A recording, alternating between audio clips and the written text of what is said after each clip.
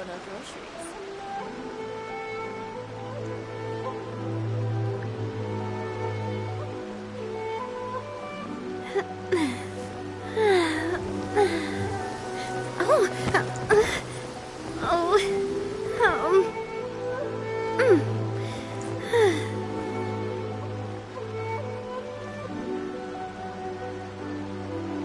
You can find everything and anything in Tsukumo Mono groceries.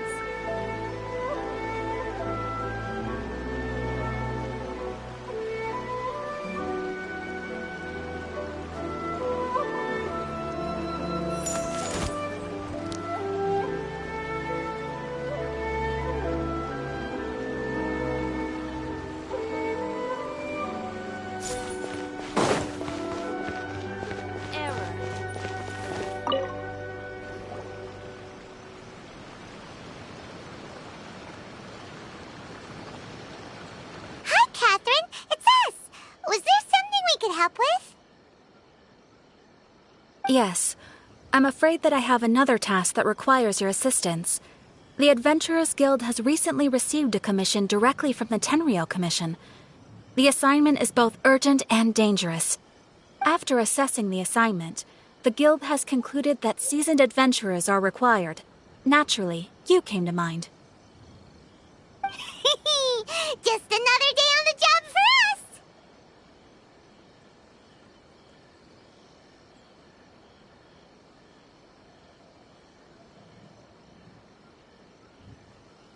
Allow me to explain.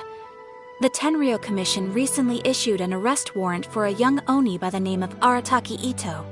An Oni? You mean those big, tough-looking guys with horns on their heads? That's correct. This particular Oni is quite vocal and audacious, so he already has quite the reputation on the streets. That said, he has never been caught up in major trouble of any kind. So it came as a surprise to learn that he has recently been accused of stealing things, and sometimes even whisking away the people themselves. But it doesn't end there. When the Tenryou Commission dispatched a Doshin to apprehend him, he assaulted the Doshin before making a getaway with his accomplices.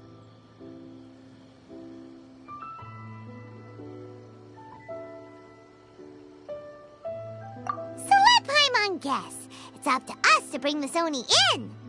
No problemo. This does sound like a job for the Traveler. She'll be back with that Oni in no time.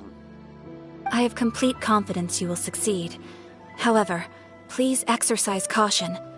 This Oni also happens to hold a vision, and is the leader of an organization known as the Arataki Gang.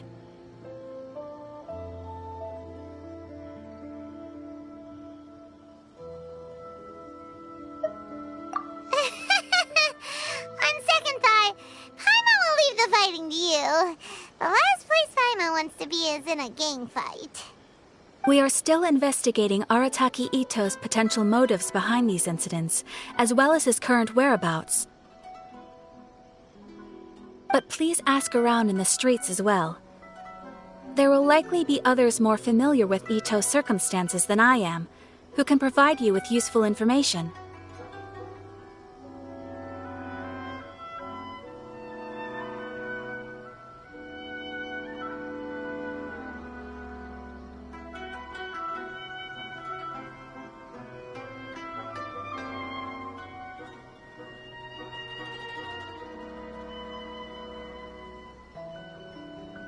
Thank you. I will await your return. Ad Astra Avisask.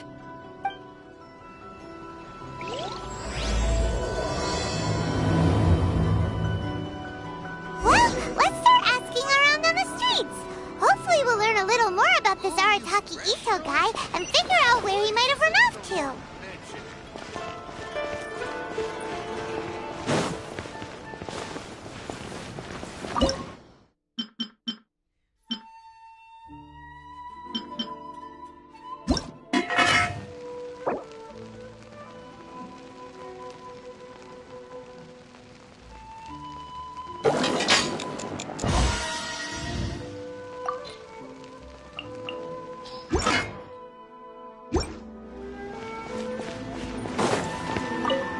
Arataki Ito? Yeah, I've heard of the guy. Word is he did something monumentally stupid, then ran off before they could catch him. And to be completely honest, I was a little surprised when I first heard it. Okay, well, I mean, not that surprised. Wait, you mean he already had a bad reputation? No, not exactly.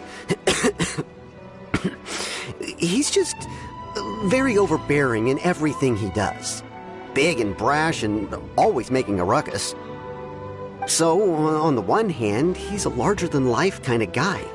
But on the other hand, he's emotionally volatile. When he's in a good mood, he's as high as a kite. But when he gets upset, he gets completely enraged. I don't personally see him as a bad guy, but I guess I wouldn't put it past him to get all riled up and lose control. I'm afraid that I'm not too sure myself.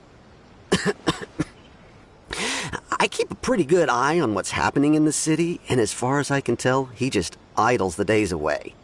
When someone asks for it, he's willing to lend a helping hand, but other than that, he's just out making a scene with the kids on the street or his gang. If I had to guess, his lack of income finally drove him to do something more drastic to make ends meet. Is it just Paimon, or is this Ito fellow starting to sound pretty weird? I'm afraid that I don't have much else to tell you. He tends to spend his time with people a little more lively than myself. Perhaps you could try asking around some more. Okay, thanks.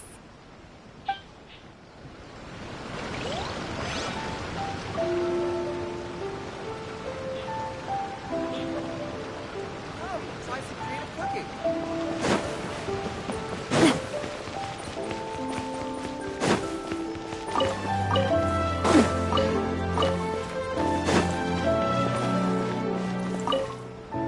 Arataki Ito?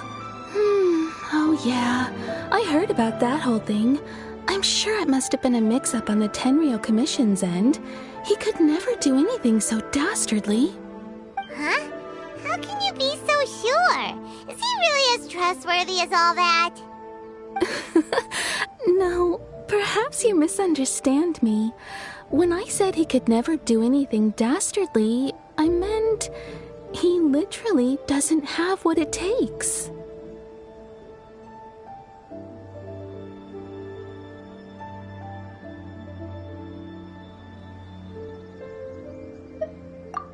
Maybe a story will explain it better.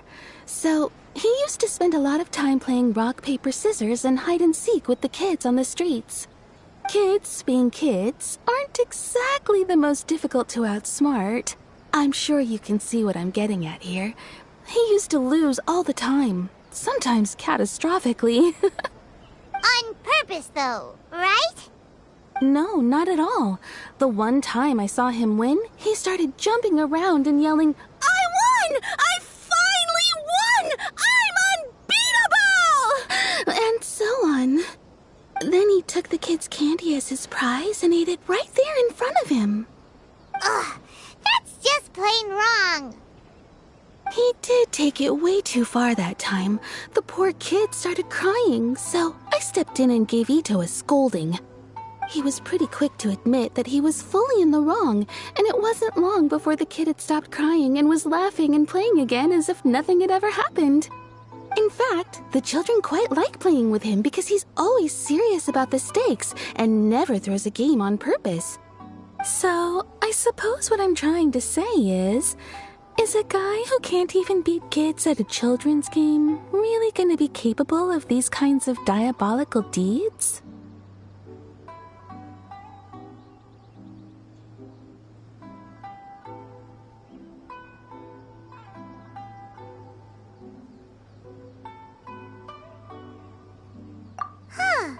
He doesn't sound like a bad guy at all. In fact, he kind of sounds like a man of integrity. Yes, my thoughts exactly. Still, the Tenryou Commission's evidence against him is supposed to be irrefutable. So, I'm not trying to condone his actions or anything. If he really has messed up big time, then he should face the consequences just like anyone else. Thanks for the info. We'll keep asking around.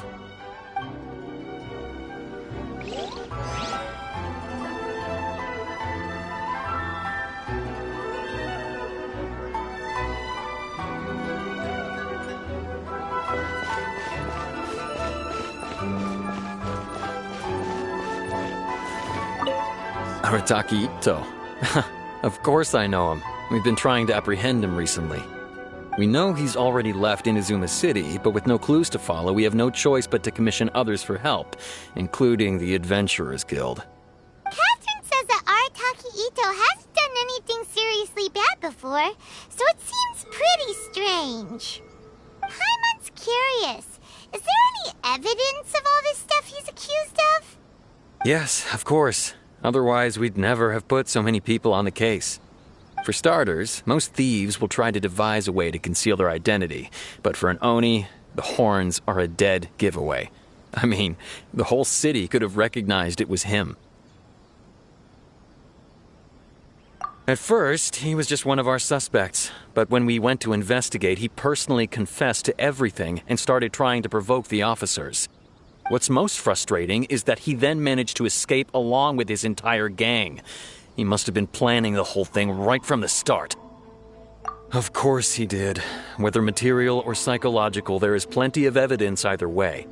He's never had a Mora to his name his entire life, and he's never kept down a real job. Word is that he also takes care of someone in his gang, and that the burden of it takes quite the toll on him. After scrounging for a living all these years, maybe he thought that being the bad guy would be an easier ride. As for his psychological motives, it's a bit embarrassing to talk about, but we confiscated his vision during the Vision Hunt Decree. At the time, Arataki Ito put up quite a fight. It took a huge amount of manpower and resources, and in the end we had to enlist the help of Kujo Sara to finally secure his vision. The Vision Hunt was a mistake, but we never expected that he would go to such extreme lengths to take revenge on us. He does sound a little unstable, just like people have been saying. If the two of you are able to capture Arataki Ito, please bring him straight here. We'll handle him from there. Thanks for all the info. Have we really run out of Too exciting bad we cases? still don't know where he could have run off to. We already got word on the street, so maybe it's time to talk to a real specialist. Paimon remembers that there's a detective agency here in Inazuma. Maybe we can try asking there.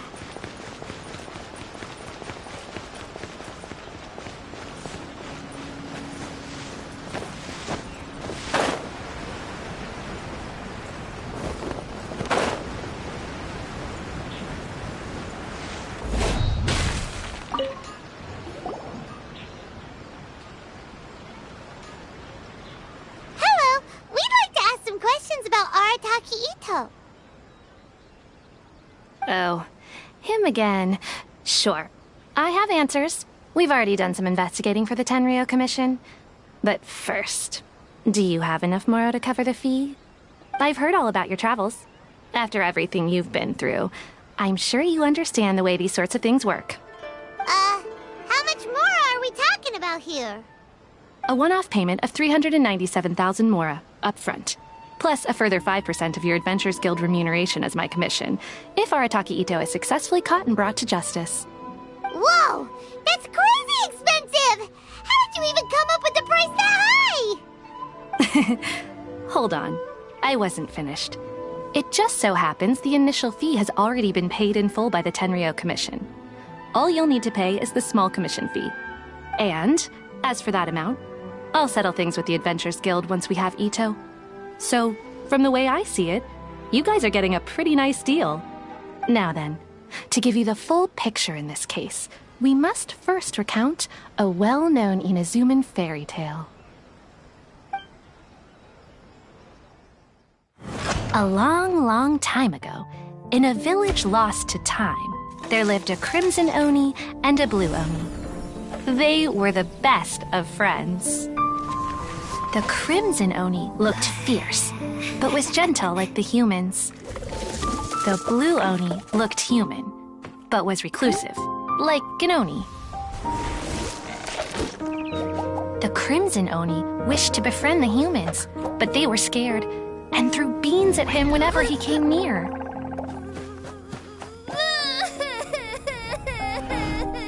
So the blue Oni said to the crimson Oni, Eureka! I'll cause trouble in the village. You'll come and stop me. Then the humans will accept you. As planned, the Crimson Oni chased the Blue Oni away. The Crimson Oni's deeds spread throughout the land, and people finally accepted him. But when the Crimson Oni went to tell the Blue Oni the good news, he was gone and left only a letter behind. I went traveling. Don't come find me or they'll treat you as a naughty little Oni. But don't worry about me. No matter where I go, we'll always be friends. Huh? That's it? What about the little Blue Oni? Whatever happened to him? I suppose the Blue Oni simply disappeared, never to be seen again. Only the Crimson Oni remain now. But the Blue Oni was just an innocent little kid!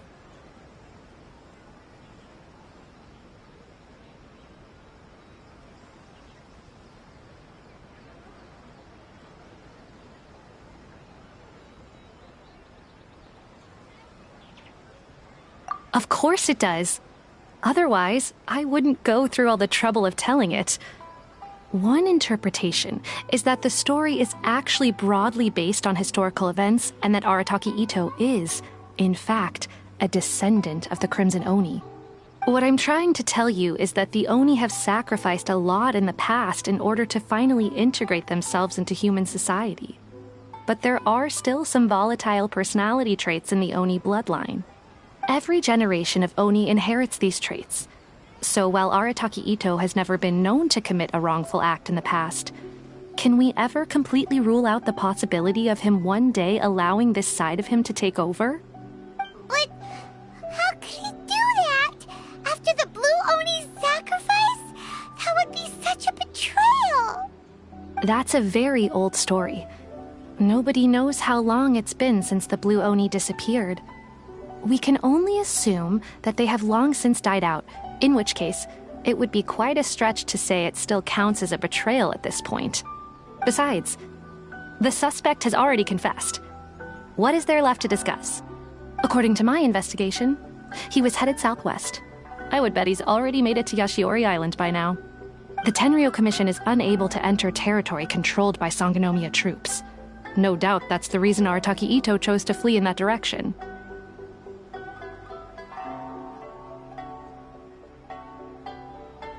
Don't mention it. I'm just doing my duty. Wait! Paimon still has a question. If Arataki Itto has given in to his bad side, won't that mean he's extra mean and violent now? I could only assume so. Judging from his previous bouts, he is a skilled fighter with a lot of brute strength.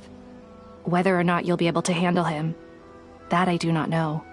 Okay, but what's up with people throwing beans at Oni? What use is that? Ah, yes. Now that you mention it, I seem to recall that Arataki Itto is allergic to beans. In fact, all Oni will avoid beans, but especially Itto. I heard that just touching a bean is enough to incapacitate him.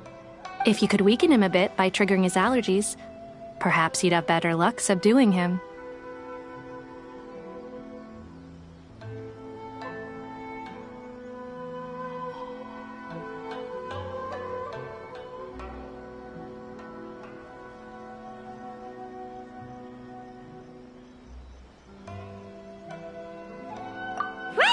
Knowing our target's weakness will make things a whole lot easier. It just so happens that I have a bag of beans right here. I was planning to use them to make some porridge, but I think you will find a better use for them. Of course, I will charge the Adventurers Guild a fair and reasonable rate for the beans. Sneaky! But also, thanks!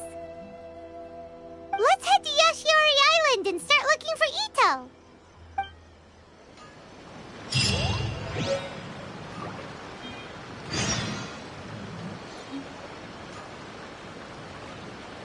Welcome to Bonton Sango Detective Agency.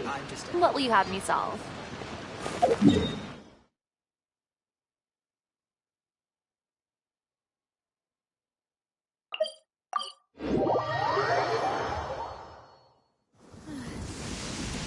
raining again.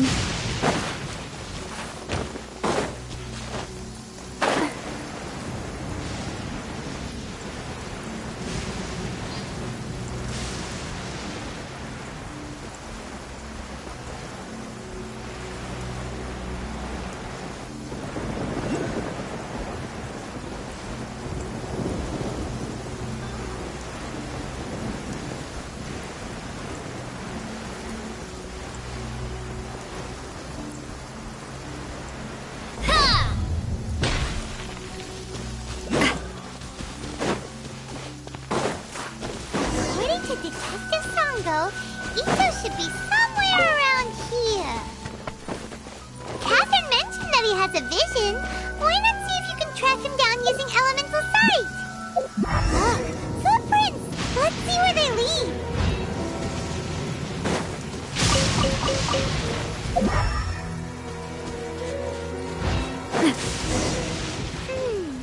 There's a camp here, but nothing stands out as particularly noteworthy. Let's keep moving forward.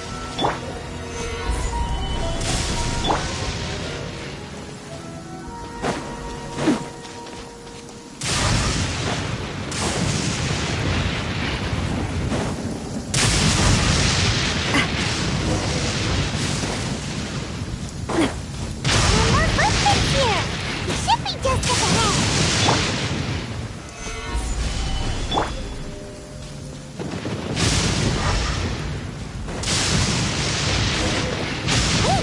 Could that be him?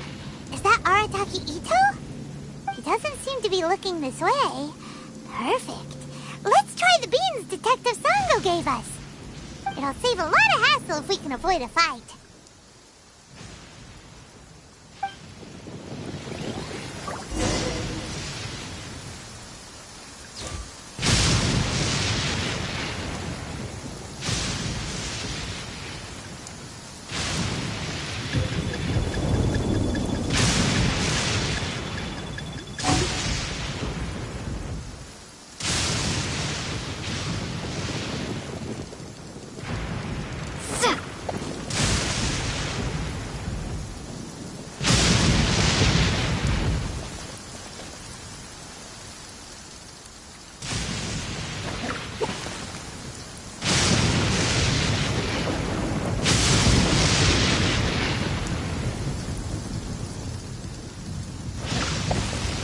Bean!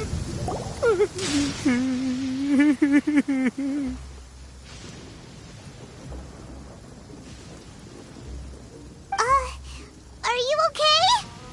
What should we do? Paimon didn't think he'd react this badly. Don't be alarmed. It's just my my allergies acting up. I've got it under control. It's all right. I got this. I just gotta tough it out. I can take it. I can take it. Who am I kidding? I gotta catch my breath here.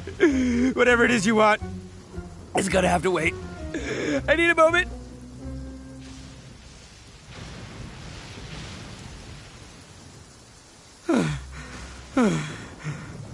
Need a moment.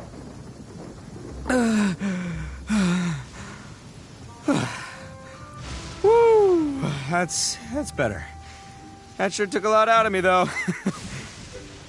Hey, why'd you have to be so mean, huh? Surprise attacking me like that.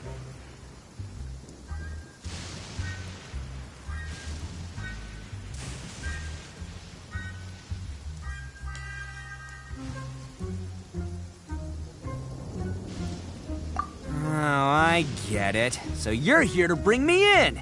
How in the world did you find me all the way out here? Well, whatever. If you think I'm going back with you, you can forget it. I'd walk away if I were you. I pack a mean punch, you know. I don't want to hurt any regular folks like you. That's pretty big talk considering all the beans we have.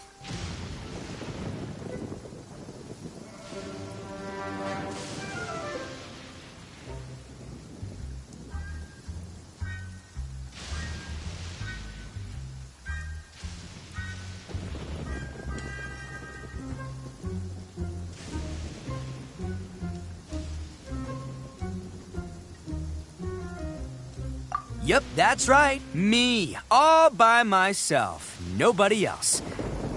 As boss of the Arataki gang, I gotta nab a little food and drink when we're running low. That's only natural, right? Yeah, but nabbing people? That's taking it a bit far, don't you think? Not when their families will pay good mora to see them again. Easy pickings. And the extra mora means I can,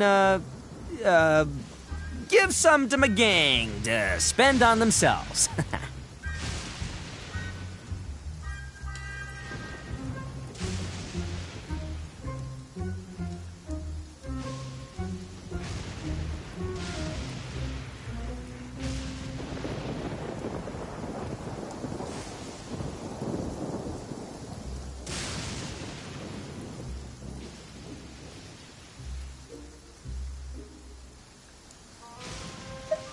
Hey, what's with all the questions?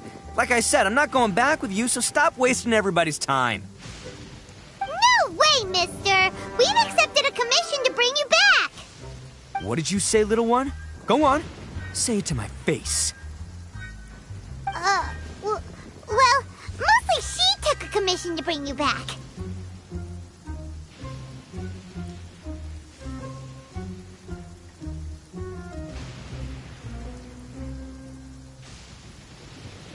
Looks like you aren't gonna let this drop. In that case, we... Uncle Ito! Don't run now.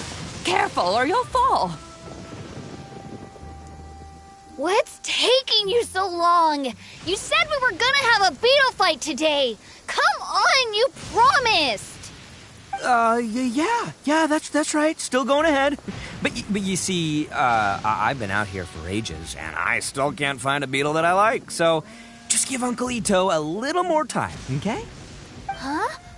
Who are they? Are they your friends? Yeah, that's right. I told them not to come, but what can I say? They were just too worried about me. It's because of a little thing called, prestige. Yeah, because of all the prestige Uncle Ito has. Huh? What are you talking about? Come on, just play along. Leave the kid out of this. Uncle Ito, you don't look so good. You look like you're about to fall over. That's because Uncle Ito bumped his noggin on a tree branch while looking for a beetle. Uh-oh! It's all good, though. These horns are rock solid. Okay, if you say so. Granny and I will keep heading back now. Don't be too long. Yep, I'll be right there. Hope you're ready to lose today. Who were those people? The old lady was Granny Oni. She's the one who took me in and raised me. And the kid's name is Daisuke. I took him in just a while back. They're both like family to me. They escaped with me out this way, along with my boys from the Arataki gang. If I didn't bring them with me, the Tenryou Commission would be knocking on their doors for sure.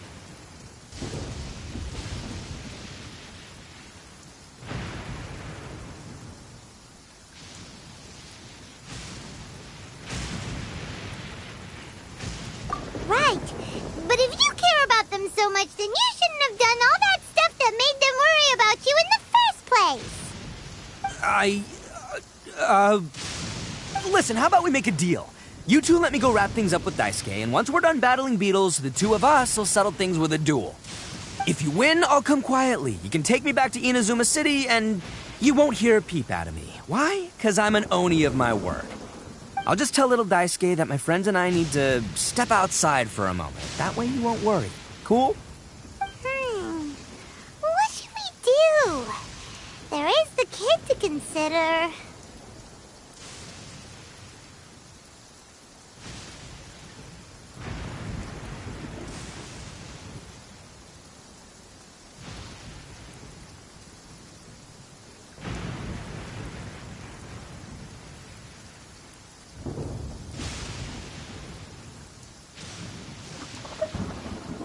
Oh, it's on!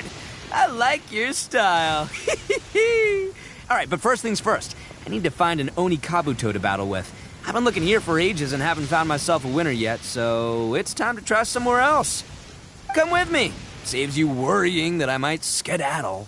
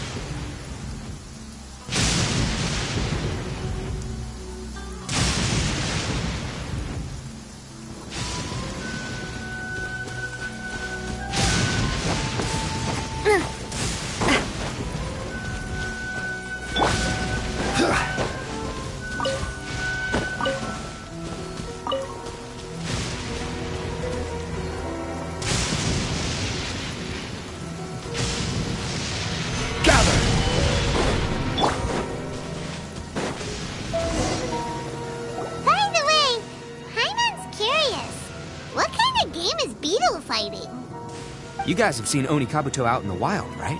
Even though they might look menacing on the outside, they're big softies on the inside. Most of the time, they're just sitting there doing nothing. But let me tell ya, once the Oni Kabuto start fighting, they won't let anything get in their way. The grand game of beetle fighting is a match where your beetle tries to flip the other beetle onto its back.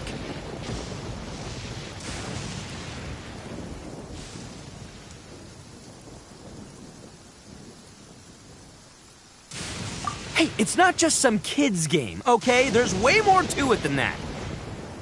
I have taken part in more beetle fights than you would believe. At least 800. I may have even crossed the 1,000 mark by this point. Anyway, after a while, you can tell a beetle's fighting potential just by looking at its shape, size, and the patterns on its body. But it's not just about all the physical stuff. Oh no, your Oni Kabuto's got to be in the right headspace as well. If it's not up for a fight or doesn't have the guts, well, then it's game over. Boy, are you two lucky you ran into me. When it comes to beetles, I'm the expert that the experts go to. I'll show you all you need to know. But we're not the ones that will be playing. We're just here to keep an eye on you. Oh, yeah. Anyway, not a problem. You two might think I'm just tooting my own horns here, but just you wait. I'll make you a beetle expert in no time.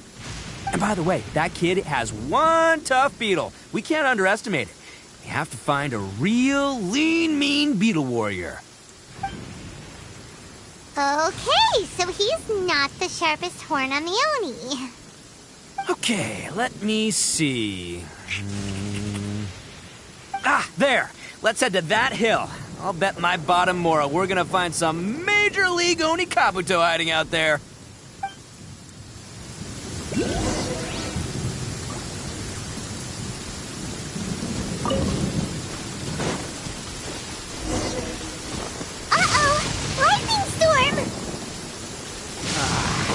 Just our luck. Oh, darn it, they're all gone.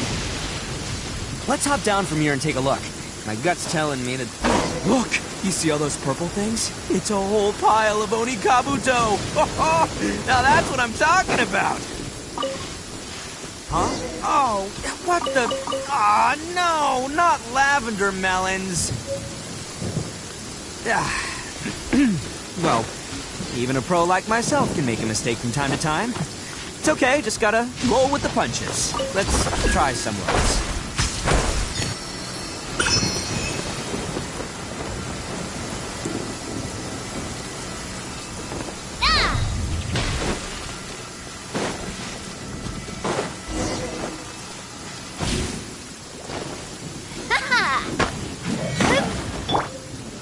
Solidify!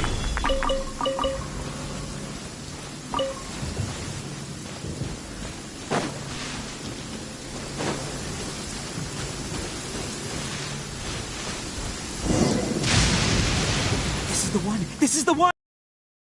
See? Yeah, it's on the smaller side. But, size isn't everything in a beetle fight. Just let the expert explain, okay? What smaller beetles lack in strength, they make up for in agility. They usually got a whole bunch of sick moves just ready to whip out when the right moment comes. Listen, you can never see a beetle's true energy until it's in the ring. It might look a bit young and docile, but that's got its advantages. Haven't you ever heard the saying, don't judge a book by its cover? Young beetles that have never fought before always go all out in their first fight. Older beetles that have already been through the wars tend to just cower in the corner the moment they see a strong opponent.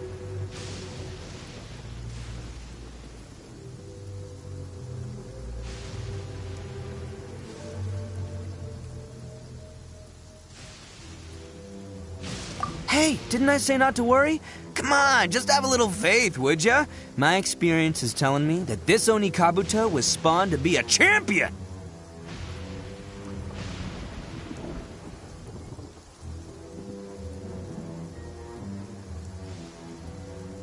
Right here! Look what Paimon found!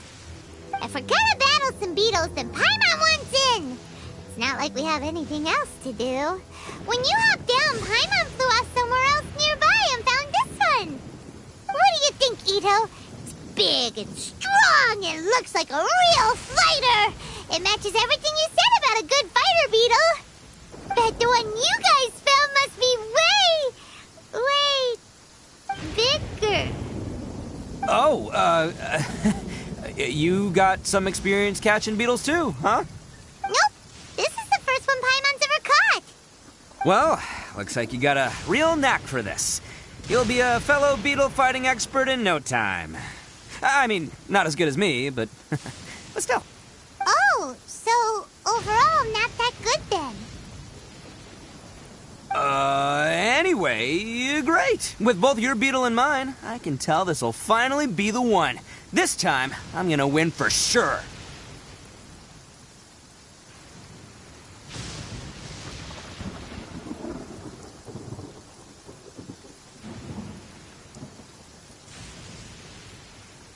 Well, you know, that's just life, man. There are so many people in this world who are talented, passionate, but it's no guarantee that things will go their way. So many unrelated things have to come together at once in just the right way to make victory happen. There's this word that really sums it up nicely, actually. It's, coincidence. As in pure luck? Huh. Guess it makes no difference whether we have Paimon's beetle or not then. Might as well just... Whoa. let's not do anything rash here, you know.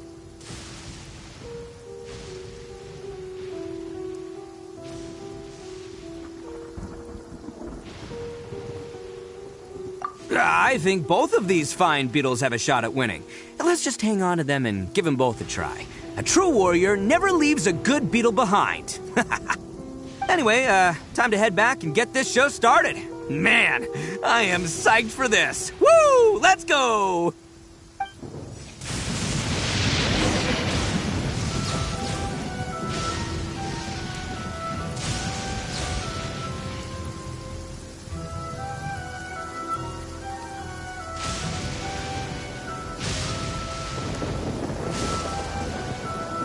Osmanthus wine take.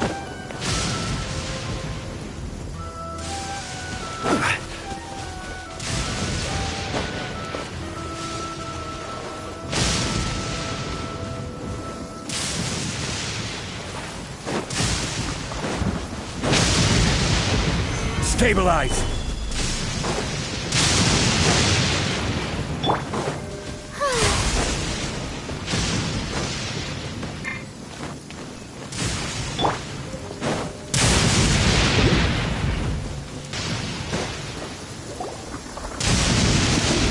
Finally! You're back! Can we start our beetle fight now? Yeah, sure thing, buddy. But you better watch out. I brought a real winner back this time.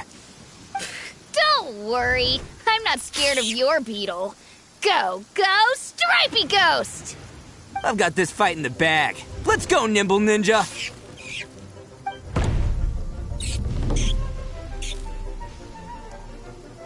Huh?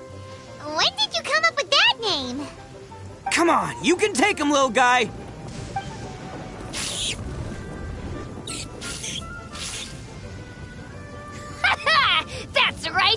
finish it!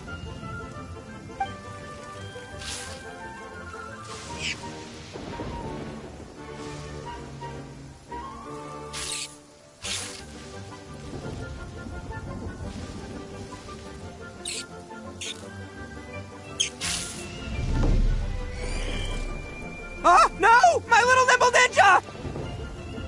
Ha! Looks like I win again! Dang it! Ugh, it's my 7th loss in a row.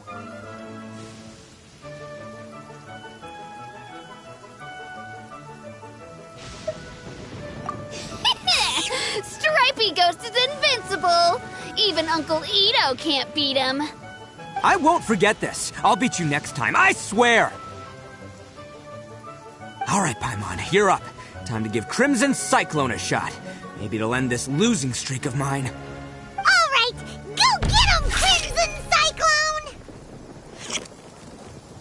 Whoa! That one looks ultra strong.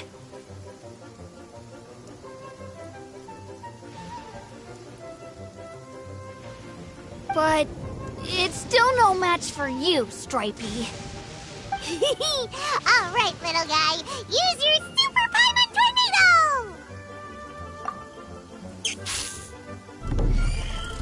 No, I can't believe it. I lost. Yay! We won! Ha! Paimon knew Crimson Cyclone would be the best! Boy, did that one put up a fight. Woo! It wiped the floor with Stripey Ghost. I know a real beetle trainer when I see one. Way to kick some beetle butt, partner. See? Paimon's got real talent! Of course, Crimson Cyclone has to take some of the credit, too.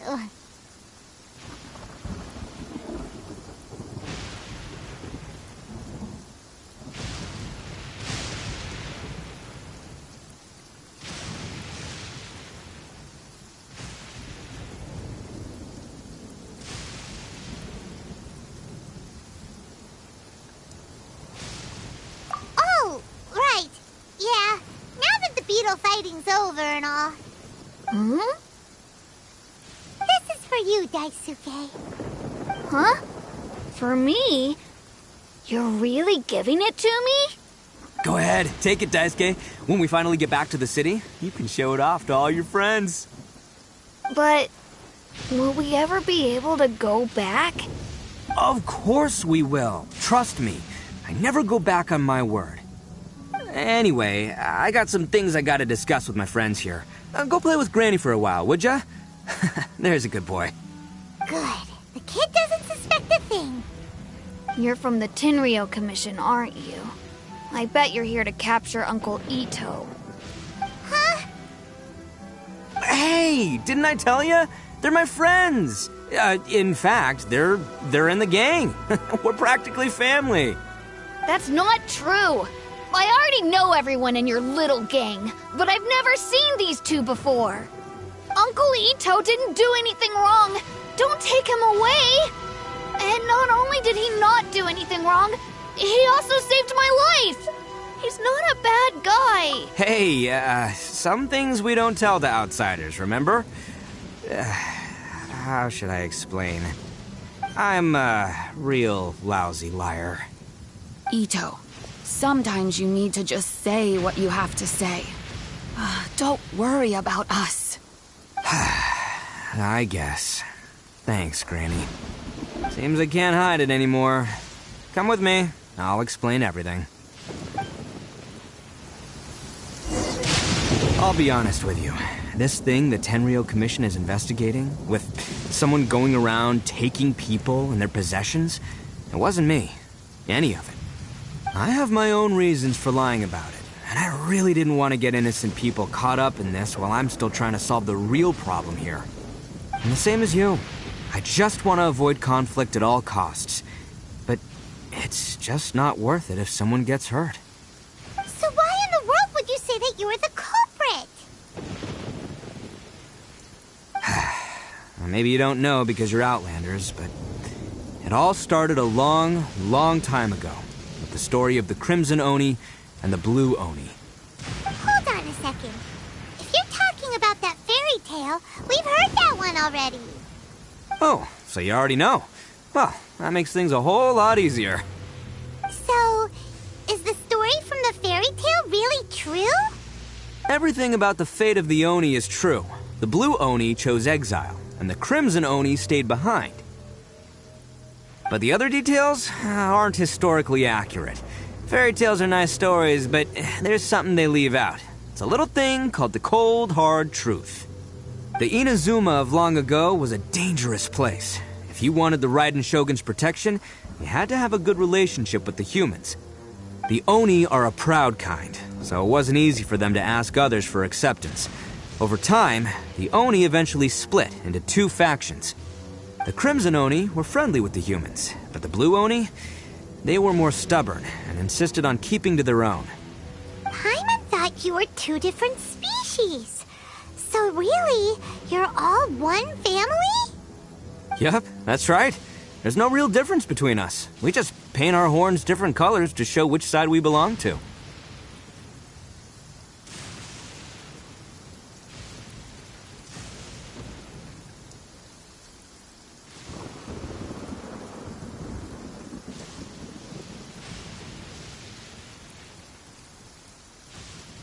Because humans were still wary of Oni at the time.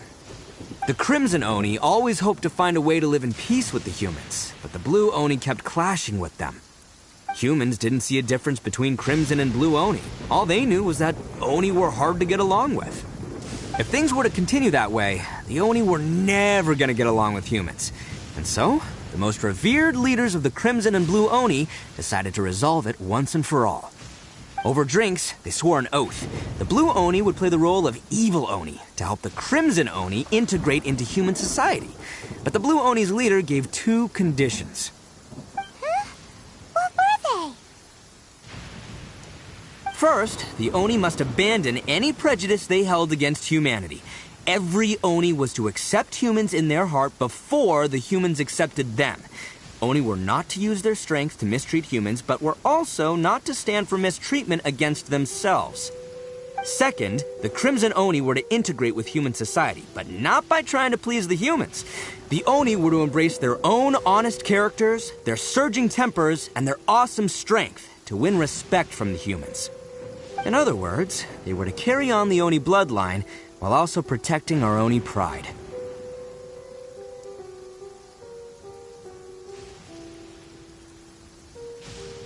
After choosing exile, the number of Blue Oni began to dwindle, until eventually, they disappeared altogether.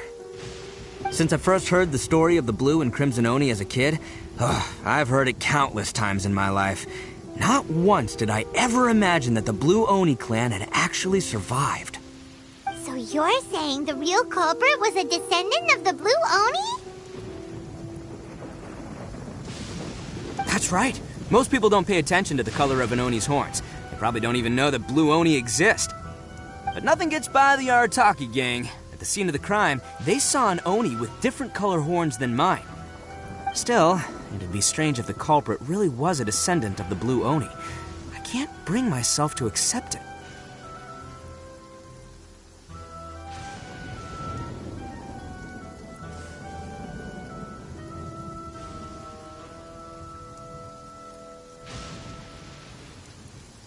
Exactly. They would give up their life before abandoning their pride. I've always respected the Blue Oni for the sacrifice they made. And I know the aspirations my ancestors had for the future of all Oni. Our pride does not allow for any wrongdoing. You don't steal from other people. You don't harm other people, period. My guess is that the Blue Oni was tricked or forced into it somehow. But I don't have any evidence.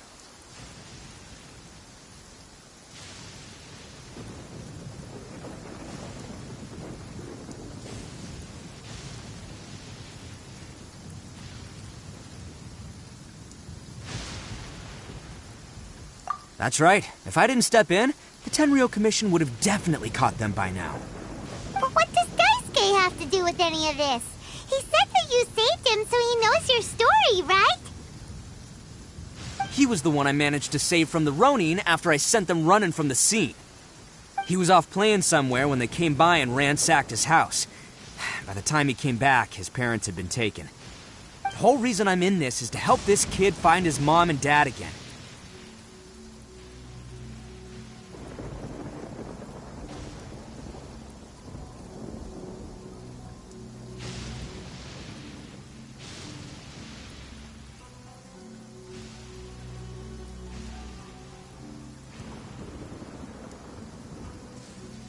I never wanted to tell you any of this. My original plan was to knock you both out and take my family to hide somewhere else. There's more to this than just one blue Oni.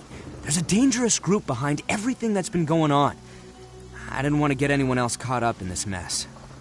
That's everything. The whole story. If you don't believe me and want to drag me back to Inazuma City, then I'm gonna fight you with all I've got. But if you're willing to believe me, then please, give me a little time.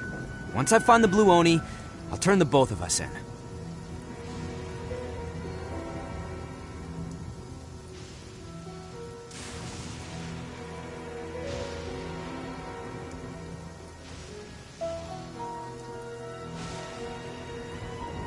Yep, Paimon too!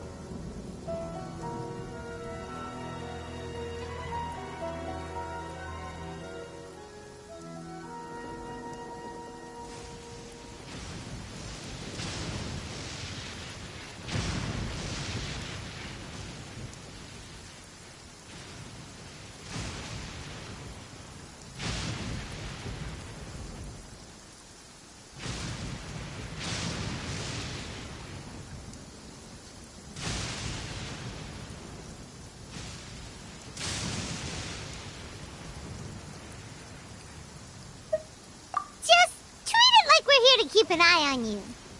So, you... all right. I knew you'd be reasonable. I knew it. I was thinking right from the start. These two fine folks, they're just out here in the pursuit of truth and justice, man. Yeah, we are gonna get along just great. Well, I should tell you, though, things could get a little dangerous, so be ready for anything. Don't say that I didn't warn you. Don't worry about us. We're seasoned adventurers. All right, then our first job is to investigate where this blue Oni is hiding out. There's a victim of his that saw him up close, currently taking refuge at Sangonomiya's camp. I figure we can start by talking to him.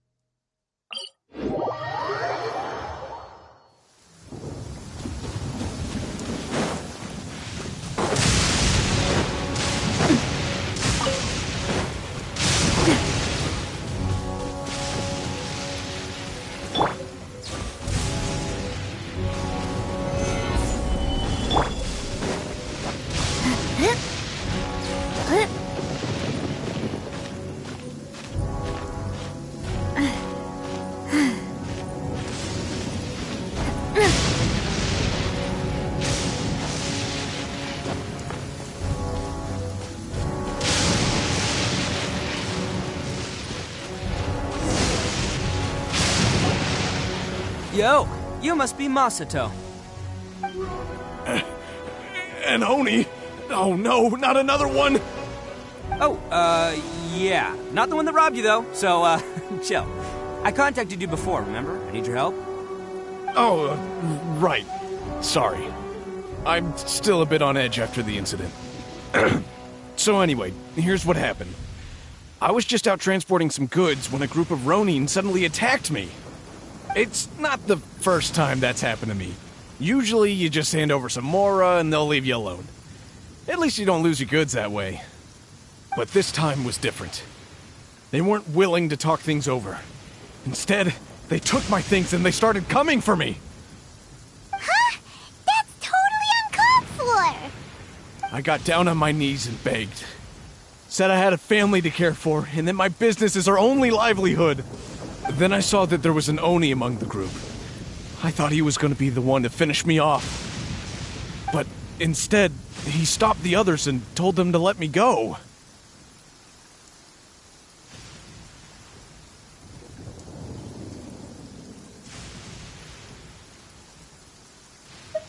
Yeah, That got them all arguing with each other. His cohort said that I was sure to retaliate if they released me.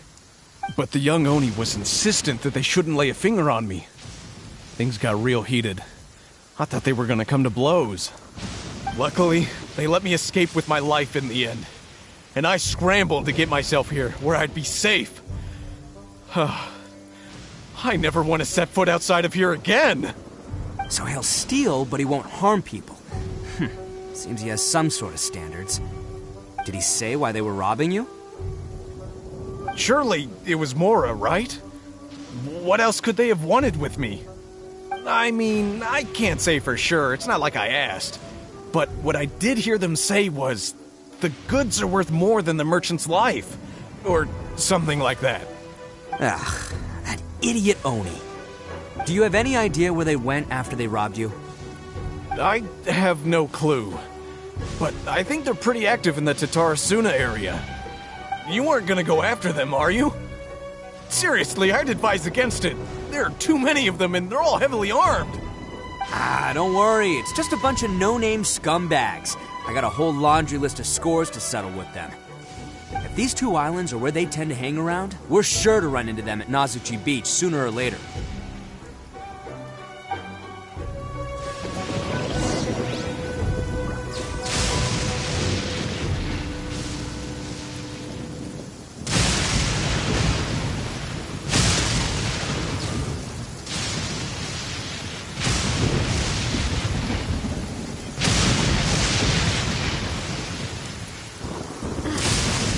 Love Spina di Rosula's logo. It was designed by my mother. Have you noticed how it's shaped like a heart?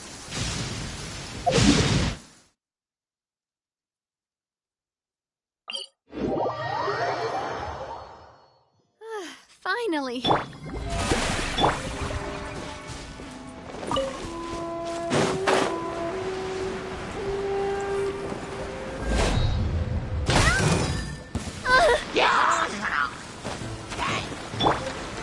Solidify!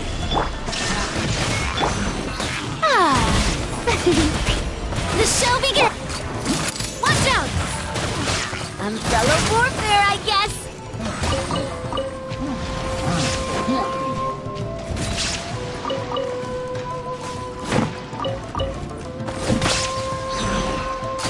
Hey there!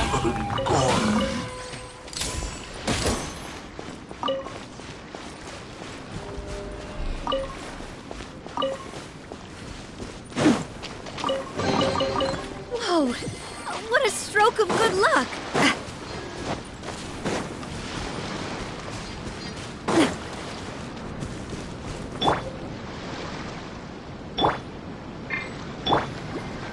May I present?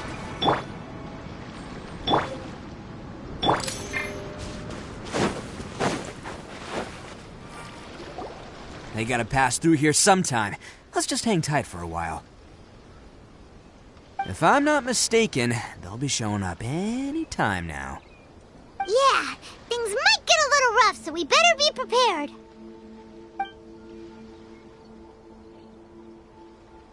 Oh, here they come! Yeah, there they are. And one of them has horns. All right, it's go time. Let's get them!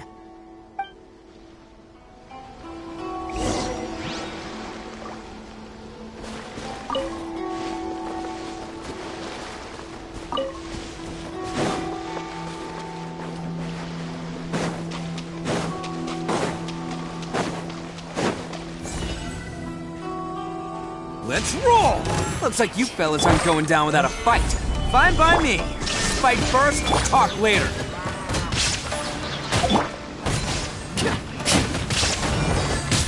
Bam! Say no more! Finally, No. To the ferry? Let's get down to business. Attaboy! Feeling lucky? Finally, This one's got your name on it! Solidify! I will have order! Shine down! The show begins! This one's got your name on it! To the ferry! And this one's got your name name on it! Hey, don't even think about running. It's me, Arataki Ito, descendant of the Crimson Oni. I know who you are. From the day we are born, every blue Oni knows their purpose. We all know our fate is one of self-sacrifice. But what about the Crimson Oni, You don't know anything about us. Not our miserable history, or any of our names. Mine's Takuya, by the way. But you don't even care, do you? Because those who get sacrificed should be forgotten, right? No, you're wrong. I never knew the Blue Oni had survived to this day, and the moment I found out, I was determined that I would find you. Since you remember the pact between our two factions, I assume you also remember the pride we share as Oni. So my question is, how could a proud Oni like yourself go and abuse the weak and plunder the innocent? Why break the oath that our kind swore all those years ago?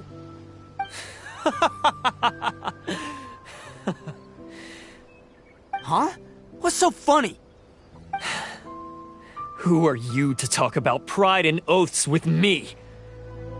The Blue Oni gave up everything, just so the Crimson Oni could live peacefully in human society. But let me ask you, Arataki Ito, what exactly do you contribute to human society? You're a blundering fool who can't hold down a real job, a laughingstock of the town, and worse still, you let them get your vision during the Vision Hunt decree. Protecting the Oni pride? Ha! You wouldn't know how if you tried. You're a disgrace to the Oni kind. Hey, come on. None of that stuff's a big deal. I mean, you're really hanging me out to dry here, man. Since when do you care what other people think? You just do whatever you want. It's not like anyone can stop you. But do you have any idea of the kind of life my kin and I have lived while you've been hanging around in human society? We were cut off from the rest of the world. We severed all contact with it. And since then, we've had no place to live, no stable source of food, no clothing, no medicine, nothing. Besides the oath we swore to uphold in our so-called Oni pride, we had nothing. So, that's why you joined a band of thieves? That's right. Why should I accept that life? Is holding fast to a worthless oath supposed to help me provide for my family and friends? I've abandoned our Oni pride. It's meaningless. I want to live. I've given everything that I've stolen from humans to my community. What I've taken will at least keep them from starving and ease their pain. That's what matters most to me.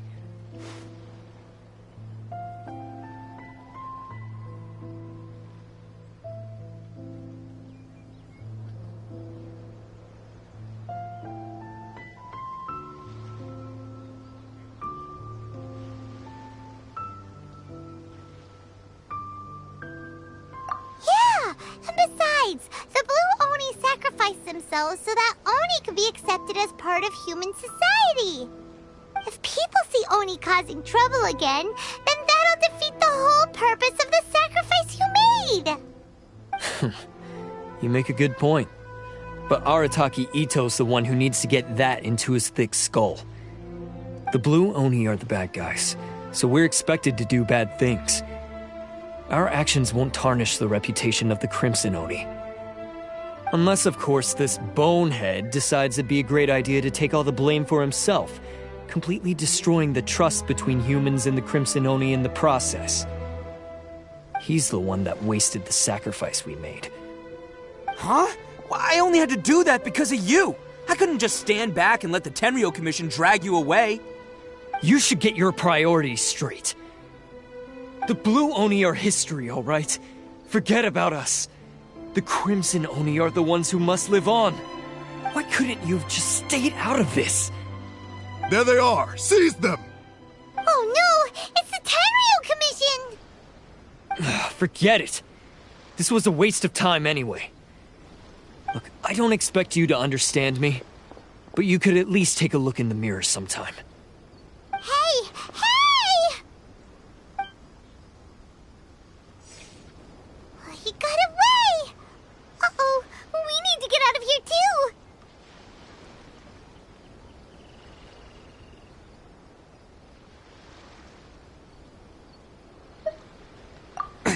can't get caught here. Looks like I'm up to bat. Just wait here, and we'll escape together when the time's right. Whatever you do, don't attack any of the Tenryou Commission, or they'll be after you too.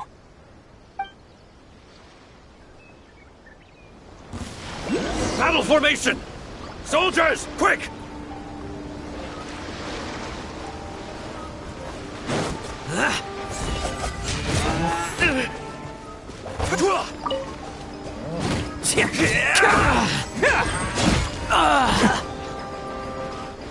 Get them! Let's roll! Come on, men! He won't get away this time. Just give yourself up, Arachon. Attaboy!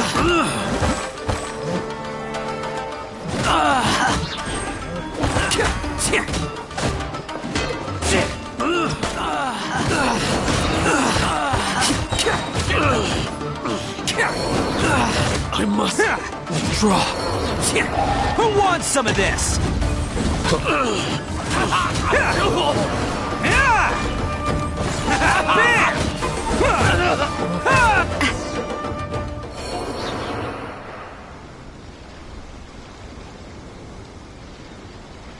Man, they really came out in force today.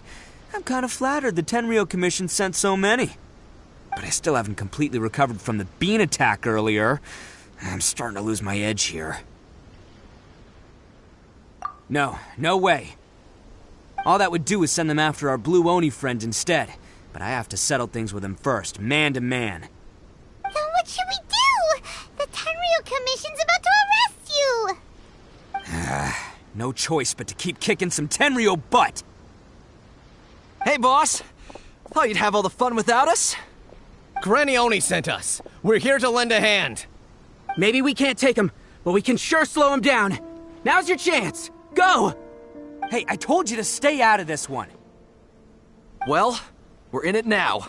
Come on, there's no time! Go! Do what you gotta do, boss!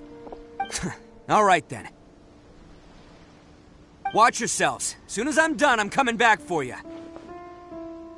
Come on, you two. Time to roll! Don't let them get away! After them!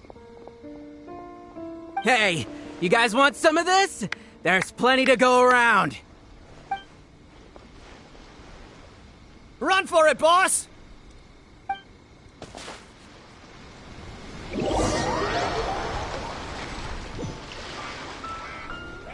As boss of the Arataki gang, getting rescued by my own boys feels pretty humiliating. I promise to never let you down, boys. All right, we've got some footprints to follow. Let's find Takuya. It was real touching and all what they did, but those few guys weren't much of a gang. Hey, it takes more Huh. Is it just me, or are there more and more footprints here? A wrecked cart and some goods. Look alive, we've got company.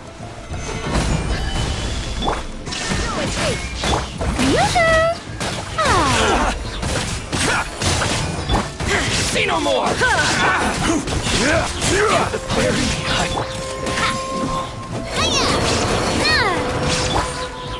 Solidify! Seems they definitely don't want us going any further. Let's see what's waiting for us up ahead.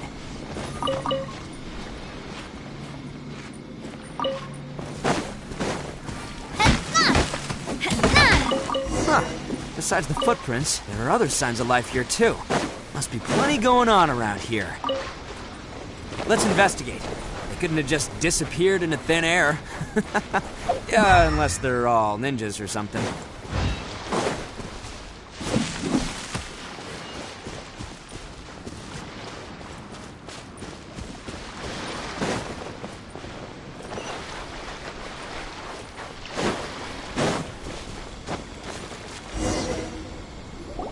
Hidden entrance. Yes! All right. I think we just found their hideout. This is gonna be where they keep all the people they took. Paimon thinks Takuya's probably in there as well.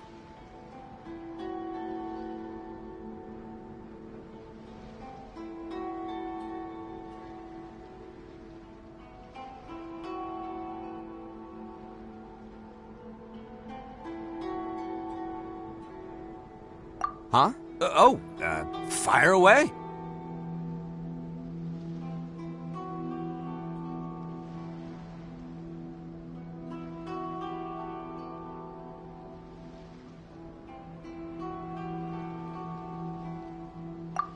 Of course I did. Come on, I'm not that dumb.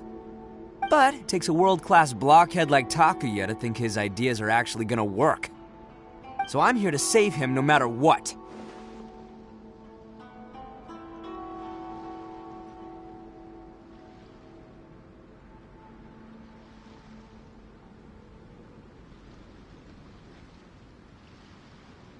Huh? What were you two talking about? Are you keeping Paimon in the dark again? Let's go.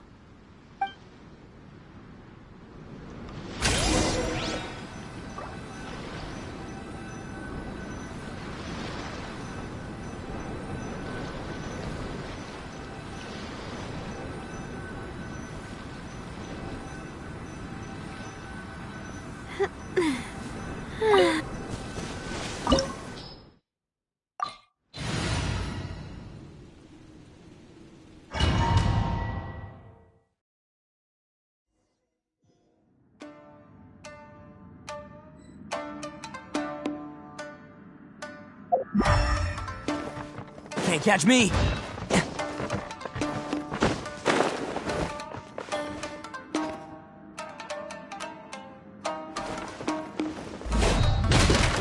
Whoa! This place is huge! Pretty fancy for a hideout! All acquired by less than legitimate means, no doubt. All the more reason we gotta put an end to this.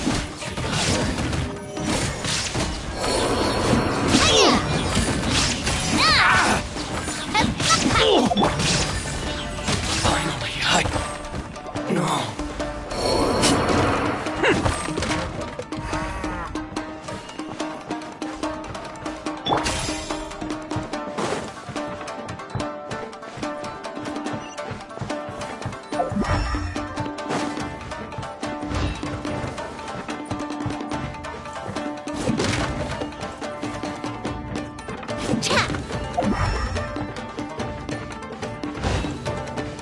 Oh, it's moving!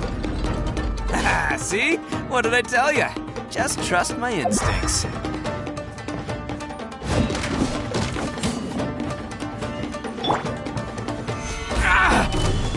There is no escape! Attaboy!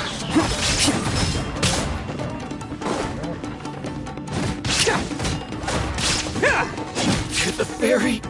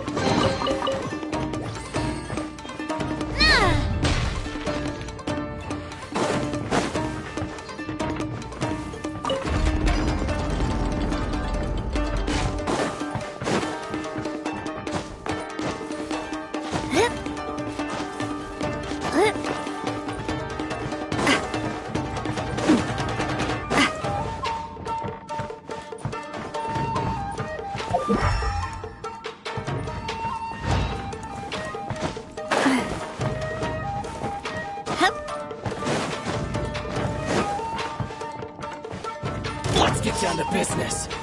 Solidify! Going somewhere? Shine down!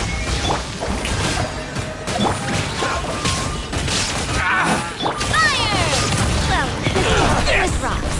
To the ferry. Umbrella warfare, I guess.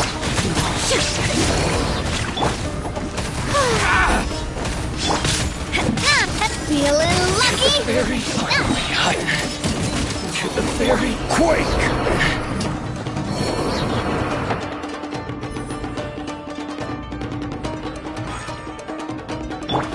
May I present?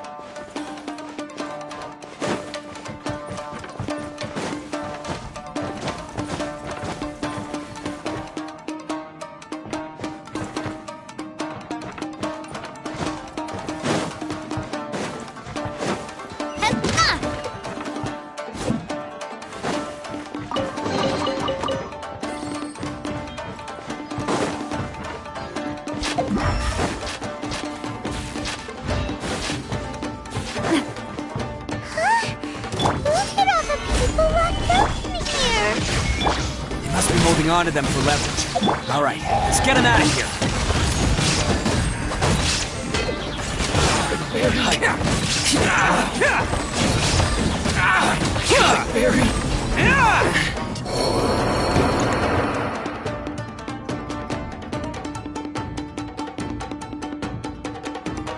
All right, you're all free to go now. Quick, get to safety. Sorry, but have you seen our little boy? We're awfully worried about him. Calm down, dear. We don't even know if he was taken here or not. But... Oh, my little Daisuke! Oh, you must be Daisuke's parents! Yes, that's right! Have you seen him? Where is he? Is he all right? Don't worry, he's safe and sound. Someone's looking after him now on Yashiori Island. I can show you where on the map. He's been worried about you. I bet he'll be relieved to see you. You were the one who saved him? Oh, thank you, thank you! No, please, no. No need to thank me. It's my pleasure, really. It's just who I am. It's what I do.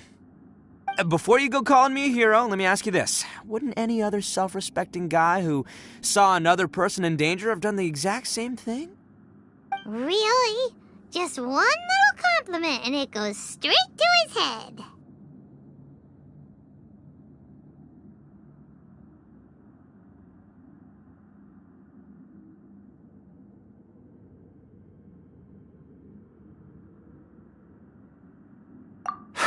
These vagrants are insatiable. They'll do anything for money. No one dares stand up to them for fear of what they might do. Oh, would they really do anything drastic?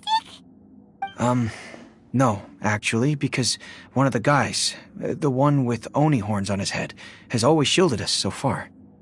Oh, in fact, his horns look just like the ones this guy has.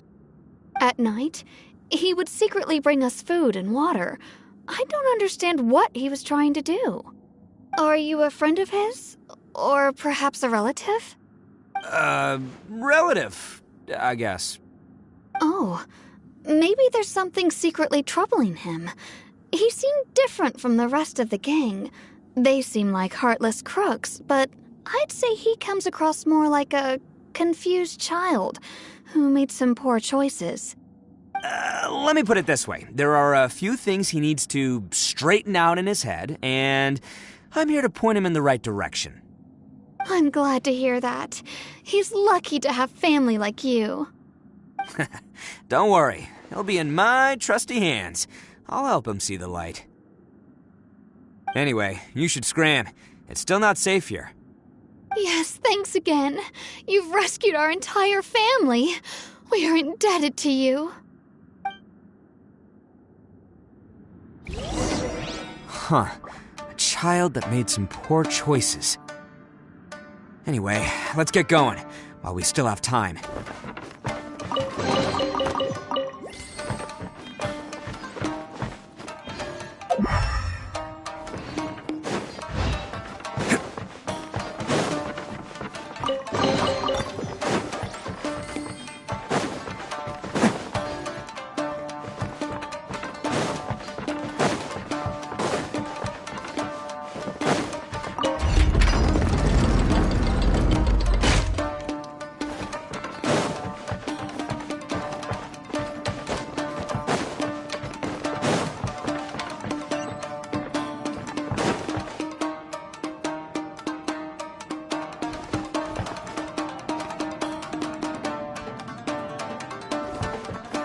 The place.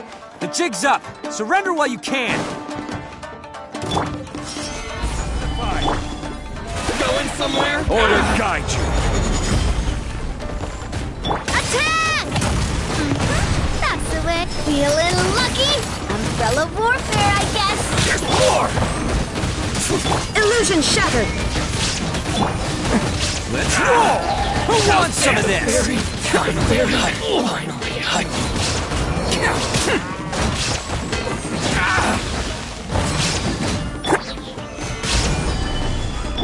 Feeling lucky? There's the fairy. Coming at ya!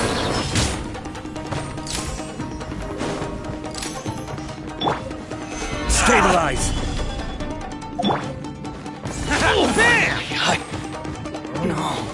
Bet you think you won, don't ya?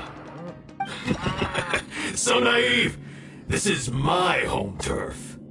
I'll let you in on a little secret. A long time ago, I picked up this rare paper charm. It's very precious to me. What makes it so special is that if you tear one piece, the other piece starts tearing too.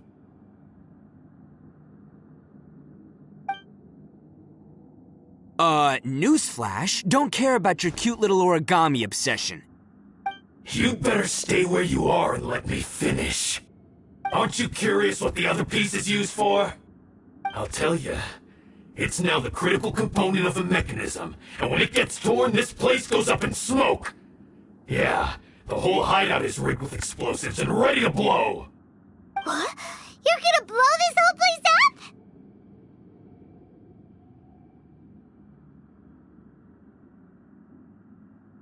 Oh, don't worry about me. I made sure that I've got an escape route. The rest of you, though, you're gonna be buried deep among the rubble. You've had your fun. Now it's goodbye. My paper charm! Where's my paper charm? Oh, I'm sorry. Are you looking for this? Yes, that's... But when did you... I snatched it earlier, to stop you from doing anything hasty. Why, you... And now you're going to betray me? You're one to talk. What about burying everyone here? If you ask me, that sounds like you've already betrayed our agreement, no? Just give it here! You done talking now? Huh? You sure?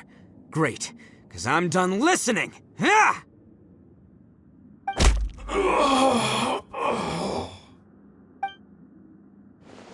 Great work, Takuya. You arrived in the nick of time. Stay away from me! Huh? I said stay away, or I'll tear the paper charm! Hey, okay. Fine. Just calm down. What are you doing? Just because I won't let him blow this place to bits doesn't mean that I won't do it myself. Unless you want to get buried, you should leave this place now. Take everyone here and get out! You won't go through with it. If you were that cruel, then why bother protecting every person you've come across? Huh? I'm not here to reason with you. Go! Just get out of here! This sacrifice is mine to make. Mine alone! Why couldn't you just stay out of it? No one needs to sacrifice themselves. All right, then you tell me. What am I supposed to do? I've tarnished our Oni pride and abandoned our ancestors' oath. Only sacrifice can restore my pride now. I chose this path so I could provide for my fellow Oni. I was ready to die from the very beginning. This is between us blue Oni. But you... If it wasn't for you, everything would have worked out perfectly! They're here! We won't let them slip away this time! Uh-oh! There's nowhere else to run! Hey, Tenryo Commission! I'm the one you're looking for. I did it. I'm behind everything. Arataki Ito is innocent. You're the ones in charge of detaining criminals in human society, right? I'm sure you can tell who the criminal is here. Huh? It's like he's trying to reenact the fairy tale, sacrificing himself for the Crimson Oni! Ignore him. He doesn't know what he's talking about. It's me you've been looking for, and here I am! How are you ever... Stop fooling around, Ito! Listen, Takuya, sacrificing yourself won't solve anything.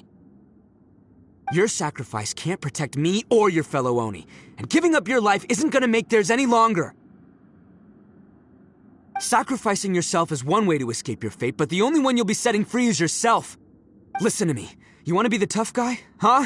Well, this is the coward's way out. Don't let your sacrifice stain our Oni pride. The blue Oni have been scraping the bottom of the barrel all these years, so let's give them a new beginning. We've made mistakes, but we can make up for them. Fate hasn't been kind to the Oni? Well then let's tear it up and start over. But before any of that can happen, you need to get yourself behind me and forget about all that self-sacrifice stuff. Now let's go. But we're not done talking about this. Takuya!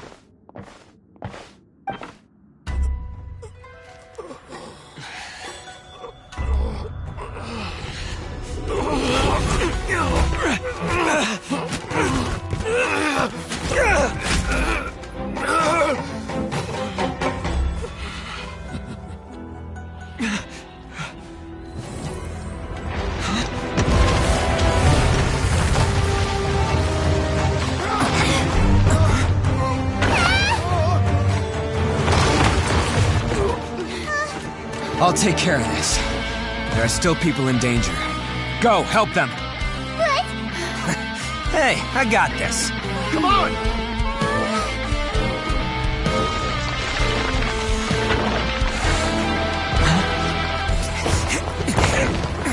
Forget about me! Just go! It's what I deserve! Ah, shut up, would ya?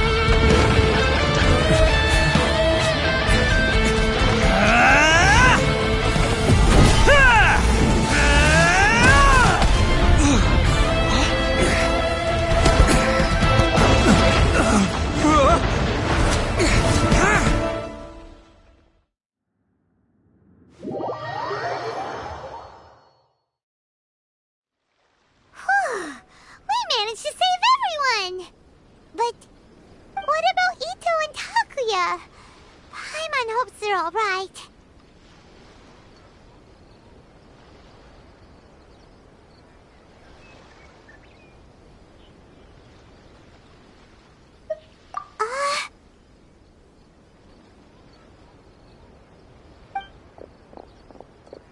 Look!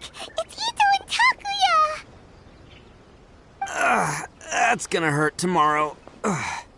What's up with the looks on your faces? I said we'd be okay, didn't I? I'm sure I'd be looking a whole lot sharper right now if it wasn't for that brutal bean attack of yours earlier.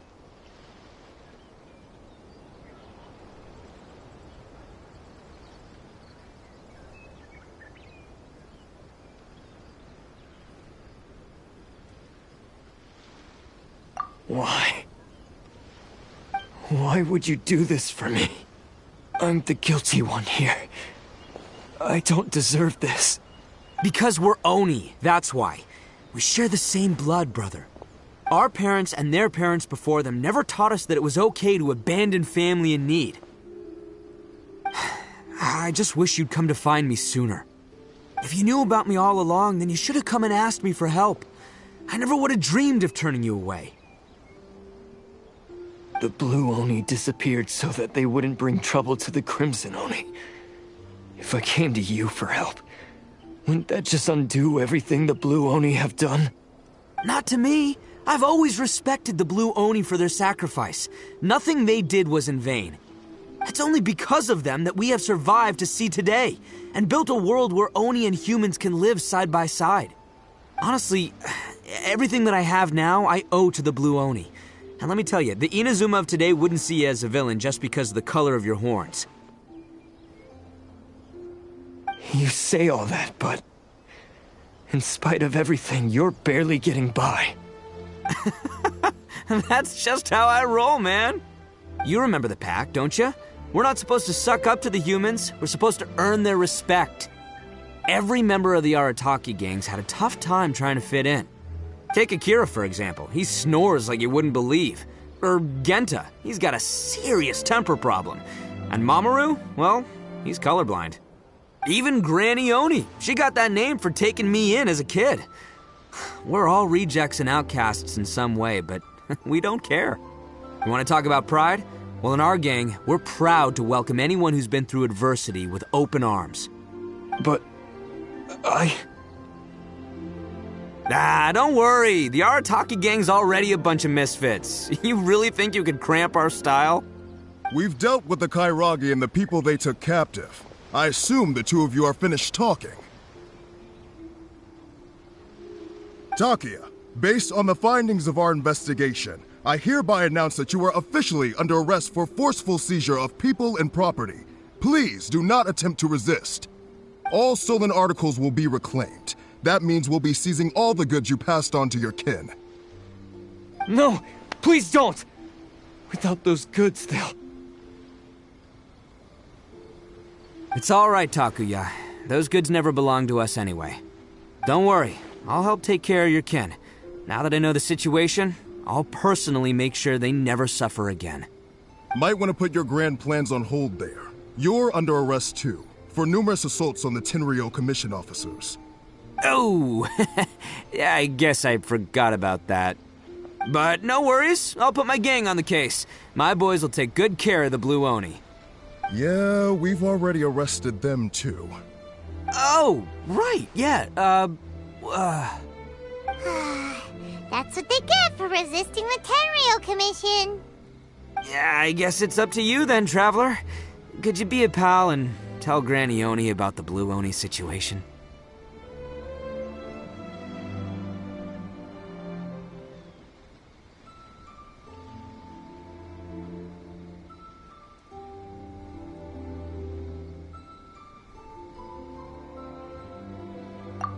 Thanks. And thanks for sticking with me to the end. Once I'm out of the slammer, I'll find a way to make it all up to ya.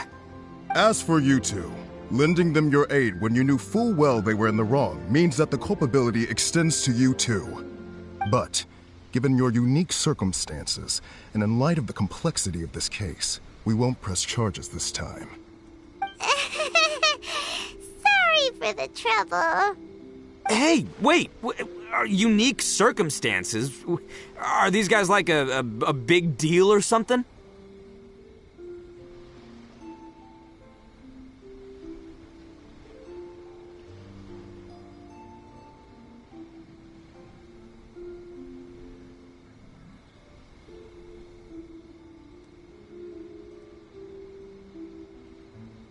Oh, yeah, okay.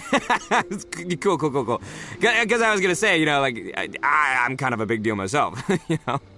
Yeah, all right, see you next time. Whenever that'll be.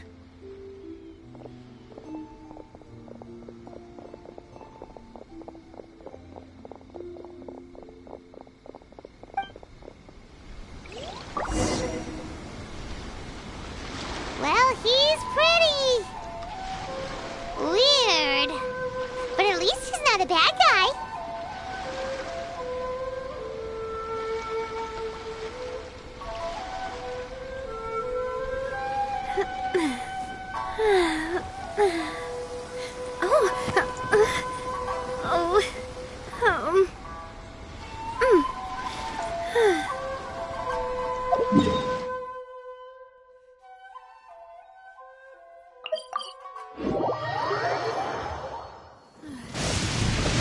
Raining again. Oh! Gather! Shower me with praise!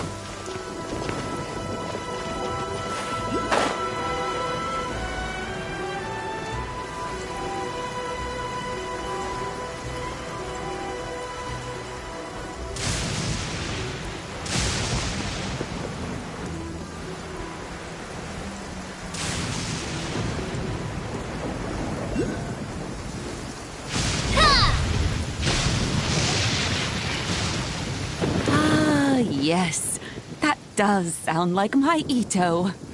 So, did they take Uncle Ito away? Yes, they did. But don't be too upset, Daisuke. We will have the chance to see him again.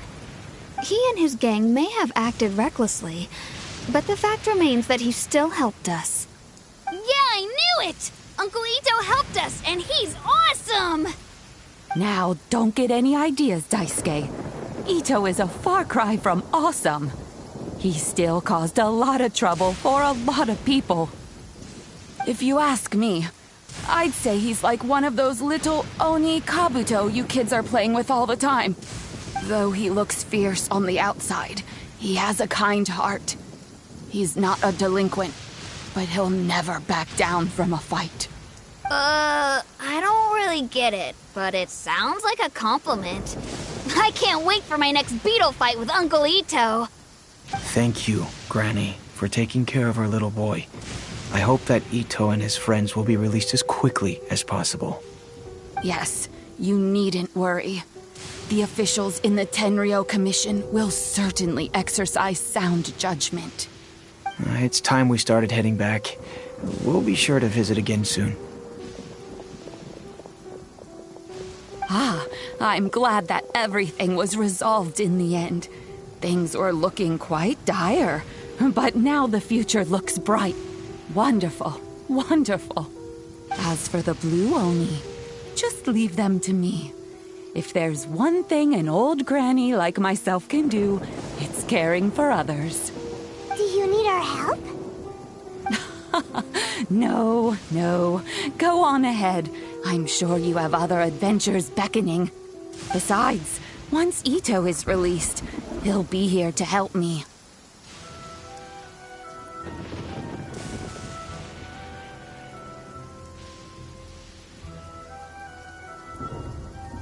Oh, yes. And you know what? I think that's what makes him adorable. Wouldn't you agree? He does whatever he puts his mind to. He's sincere, brave, and determined. Back when I took him in, everyone thought I was most unusual indeed. They started calling me Granny Oni. But I've never been ashamed of this name. On the contrary, I'm quite proud of it. Because Ito is my pride and joy. A long, long time ago, in a village lost to time, there lived a Crimson Oni and a Blue Oni. They were the best of friends. The Crimson Oni wanted to be friends with the humans, so the Blue Oni played the role of the naughty kid. And then he left. After a long time, the Crimson Oni was living happily with the humans, but in his heart, he wanted to bring the Blue Oni back home. The Crimson Oni didn't know where to find the Blue Oni. His search took him up the highest mountains and across the widest rivers. He found many traces of the Blue Oni, but the more he found, the clearer it became. The Blue Oni was hiding on purpose. So just as the Blue Oni had once done, the Crimson Oni left him a letter. Dear Al, I've made lots of human friends now, and I want to have a big party for everyone. I want all my friends to be there. That means you too, Al. If you don't want to meet me, you can just watch from a distance. The Blue Oni snuck back to the village and hid in the shadows. He saw the great feast and roaring fire and longed to join in. But though his stomach rumbled, the Blue Oni remembered the oath of old and kept his distance. Suddenly, he jumped. The Crimson Oni was right behind him. Hey, you're finally back. Come on, I'll introduce you. It's time everyone met my best friend. Hey, Traveler! Remember that pit at the bottom of the chasm? You know, the one that the giant pillar smashed into. Paimon took a quick peek before we left last time. There was some kind of light coming from inside. Don't you think that's a little strange? Oh, so you've been one...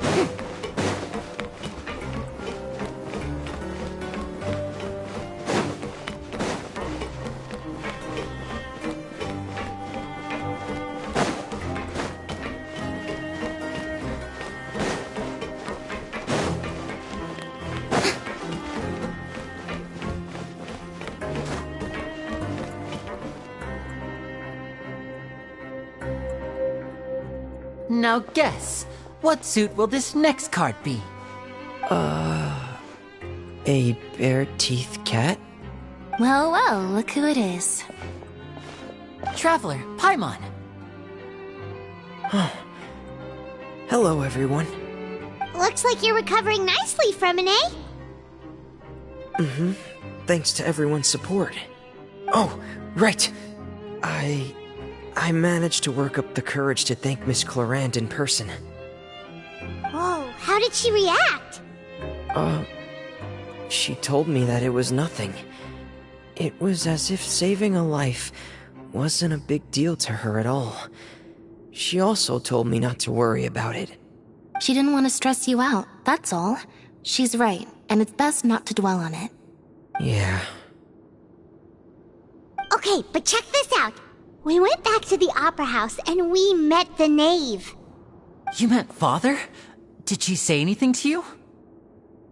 She said a few things that were, a bit hard to understand. And also that she's looking forward to working with us in the future.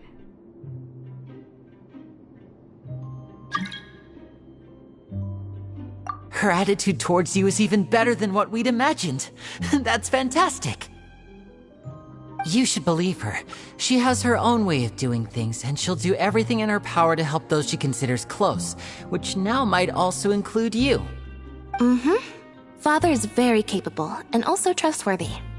Oh, Paimon just remembered that she thought Linny was a bit too proud as well. She said that you should learn how to rely on others sometimes. Got it. Huh. That does sound like something that Father would say. Hey! Are you going to stay here for the next few days? Looks like it, yeah. Excellent. I will host a tea party. For real? Then Paimon wants another serving of cake. Another implies that you were already served some delicious cake while you were up there. How lovely. Well, next time, you're going to have tea and snacks with us.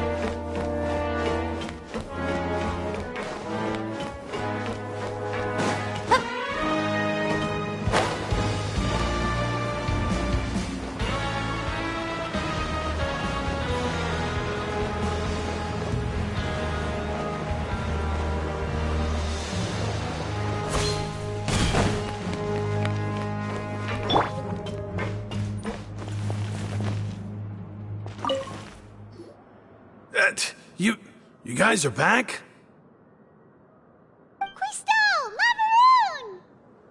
You guys didn't get caught and thrown back down here, right? Huh? No, not at all. And here I thought you'd managed to escape from jail during all the commotion.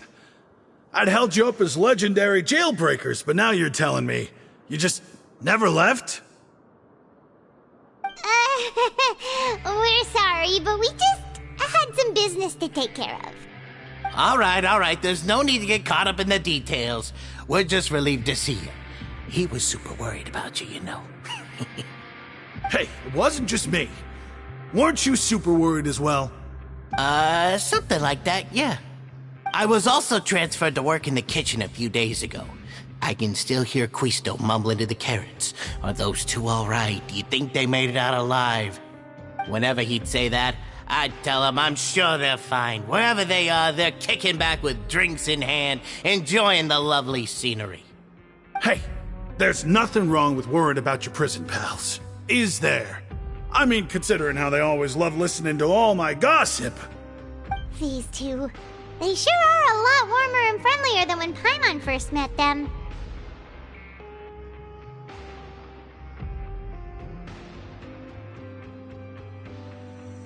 Oh, well, if you say so. I'll be watching you to make sure you finish every last bite.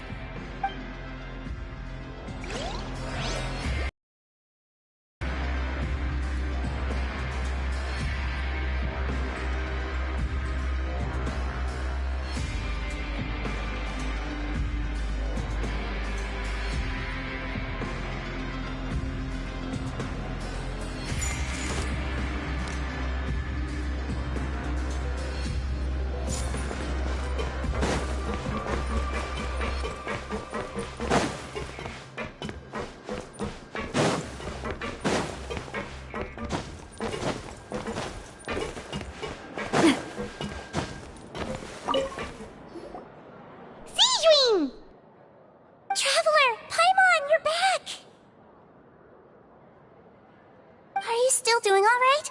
Did either of you get hurt?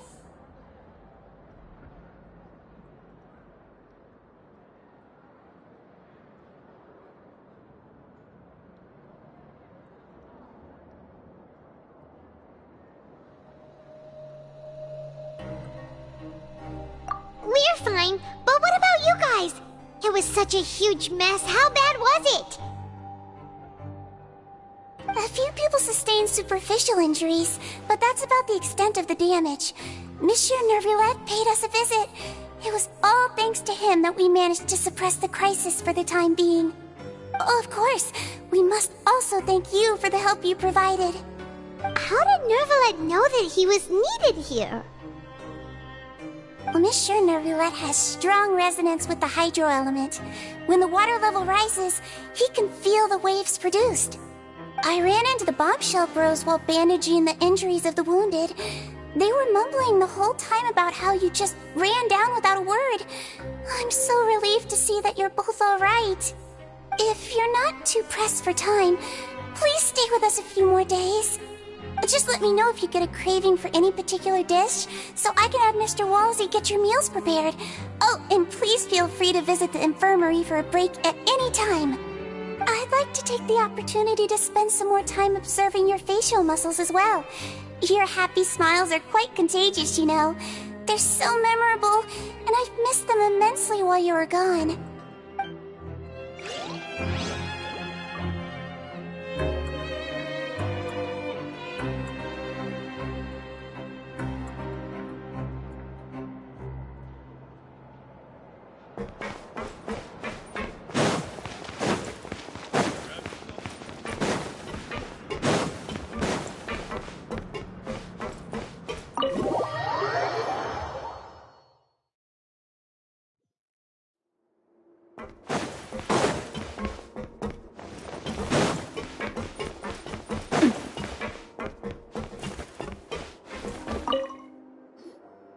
Courier, Miss Sijween told me you still haven't eaten.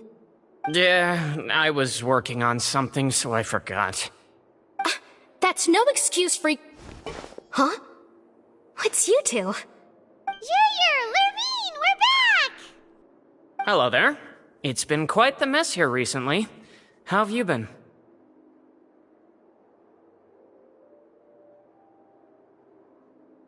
And you? Are you still taking the secret passageway from the infirmary to work on the ship? Yep. That is still top secret, though, so don't say a word to anyone. It can be a bit annoying when there are lots of people in the infirmary, but I still prefer taking that route over the one from the Duke's office. I mean, the infirmary does make it easier for you to slack off. Oh yeah? Then why are you also here so much? You two really are just using your jobs as a cover for your relationship, aren't you? Not at all!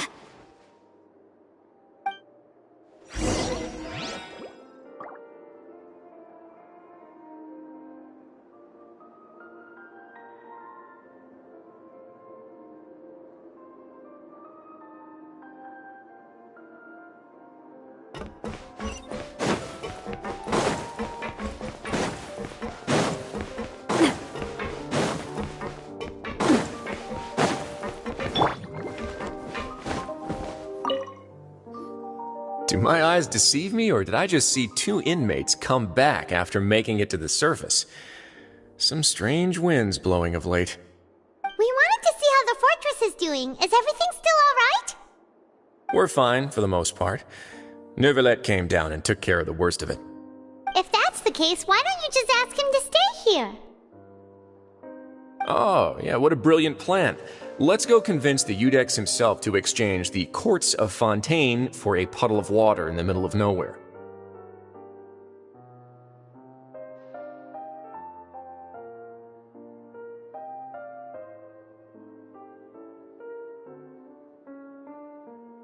He came here in a hurry and left without even stopping for a cup of tea. He did remember to take Miss Sijween's gift with him, though.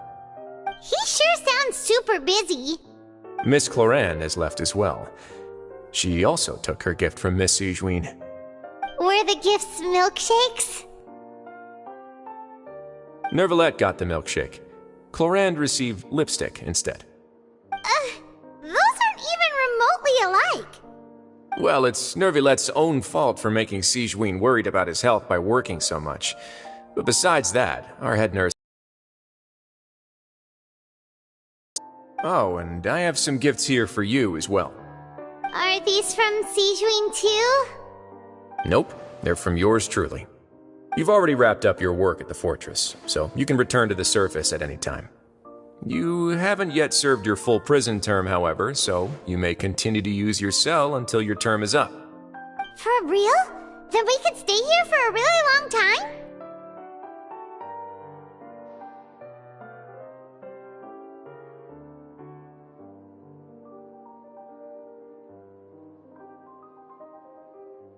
You may access the cafeteria for free. Hooray! Just remember to come complete your paperwork once it's time for your release.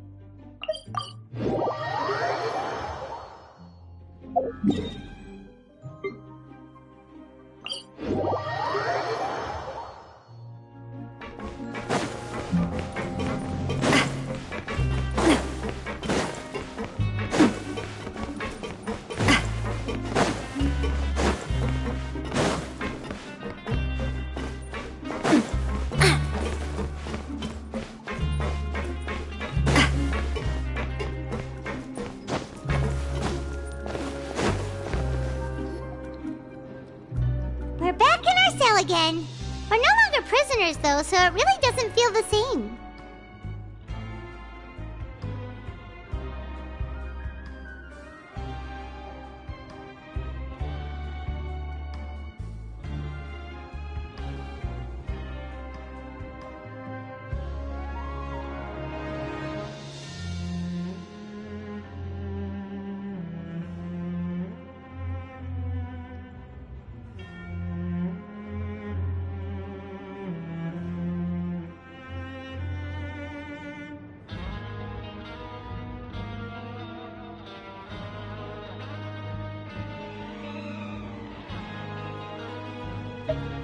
Being free sure feels pretty special now.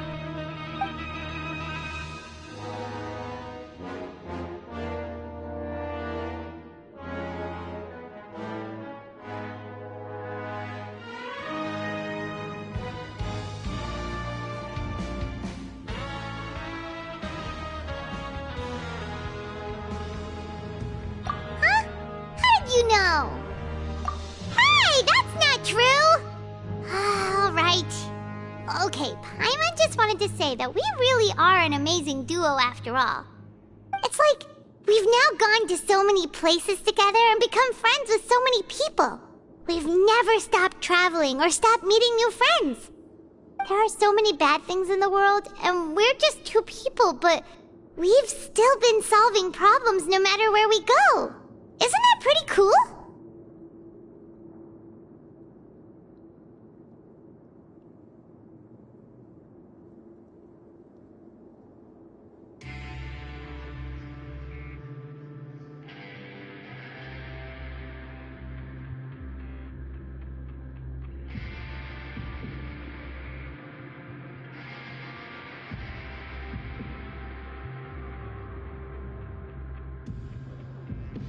You're counting Paimon today? Aren't you the only adventurer here?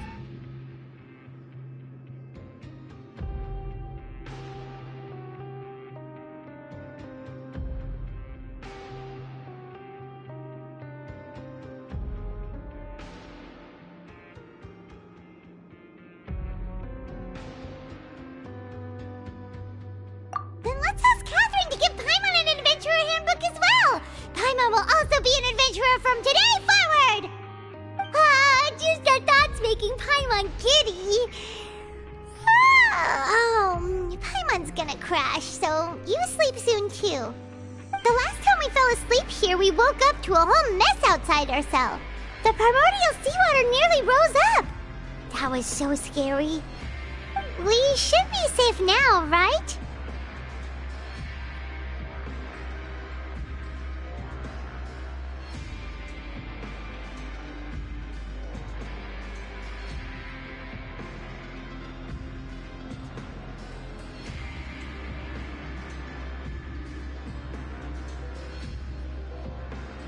Alright then, good night to you, Traveler!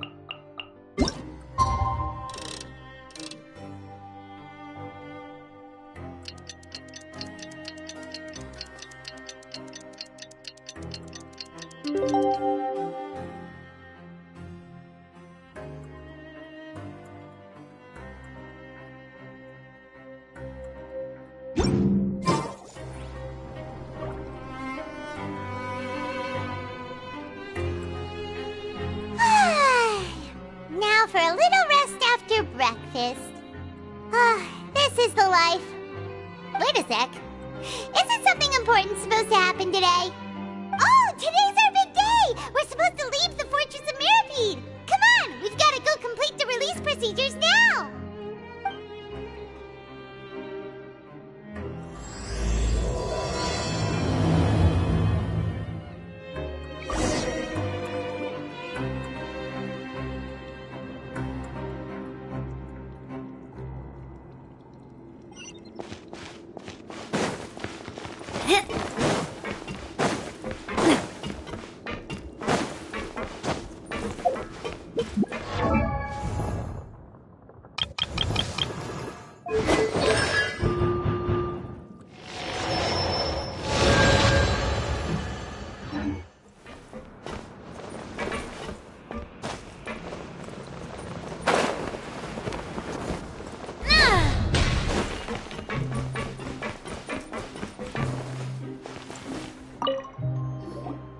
Please, sign here.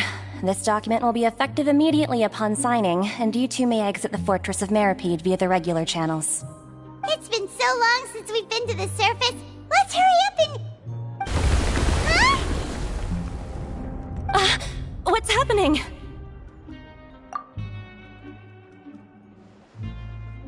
I'm fine, thanks.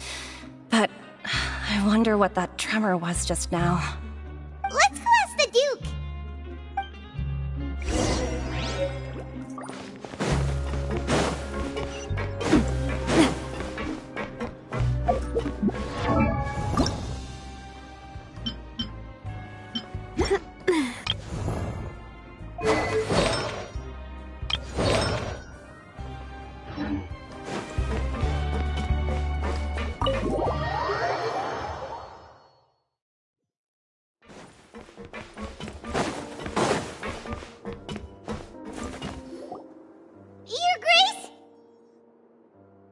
Good to see you two.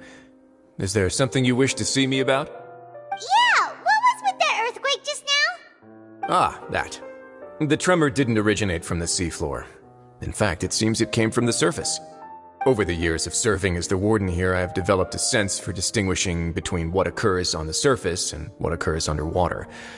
Besides, the seal that Monsieur Neuvillette set in place won't fail so easily. So the fortress is okay?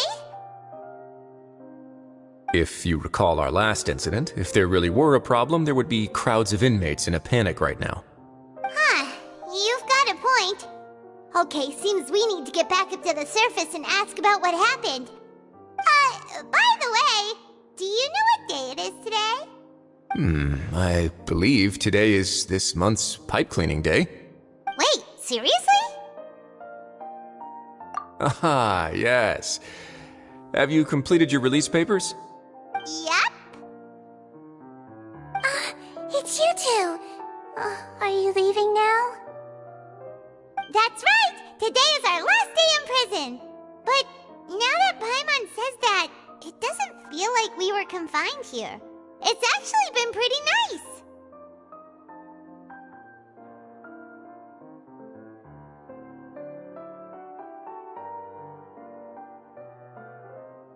Oh yeah, Paimon feels fond of this place now.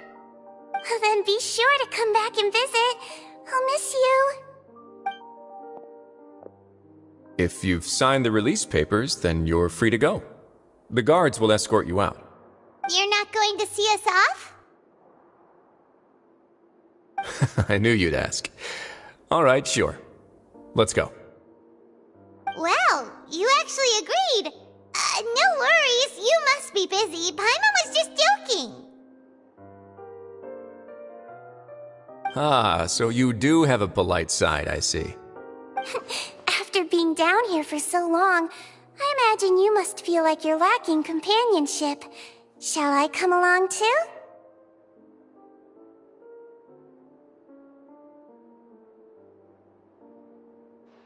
Yeah, don't worry, we'll come back to see you. Paimon really likes the cafeteria here. The chefs sure do know how to make good grub. I hope you won't be here as convicts the next time I see you. We'll do our best to stay out of trouble. Well, it seems our work in the Fortress of Meripede is finished. That's the end of another chapter in our journey. And since Neuvillette was the one who asked us to come here, we should probably go report to him now. Next up, the Palais Mermonia. You're going to see Monsieur Neuvillette? Please pass on our kind regards. I'm sure just your regards will do, no? I believe it would be the polite thing to do. You're right. I've heard the Palais has been terribly busy these days. Tell him that I hope he hasn't been overwhelmed by the recent string of troubles.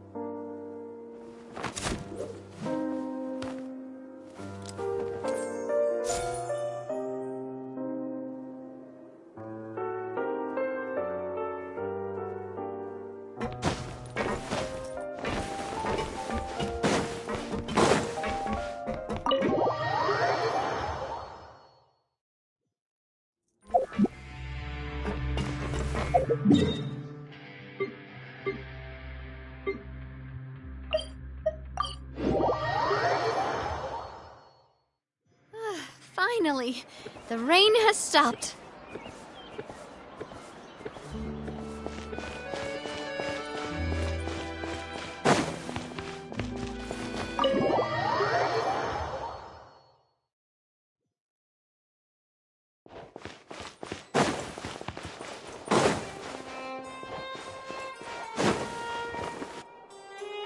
The Palais Mermonia sure is buzzing with activity today. Halt! Huh? Oh, it's you two. Apologies. Monsieur Neuvillette did say you'd be welcome at any time. Excuse me, would you mind helping me take a look at this report? I'll be right there. Sorry, I've got my hands full here. You can see yourselves in.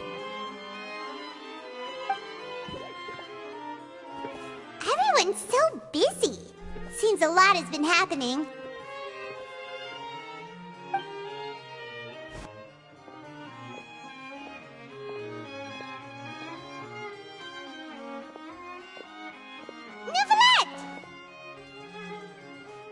Hello.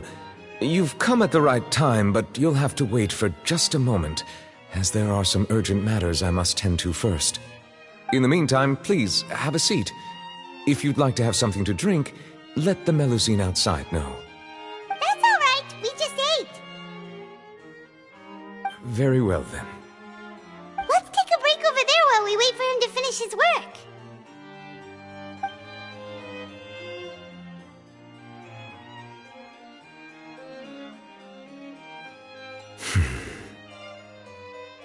All right.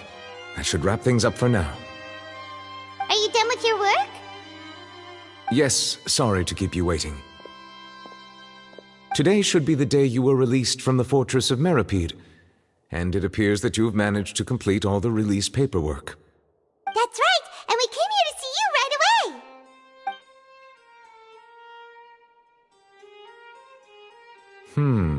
A massive whale. Do you have any idea what that might be? Judging from your description, that cannot have occurred in any ordinary waters, but rather something like the primordial sea. A whale of that size and shape cannot usually be found in the waters of Tevat. Therefore, we can only assume that Child is presently immersed in primordial seawater. Immersed in primordial seawater? But how? Is he okay?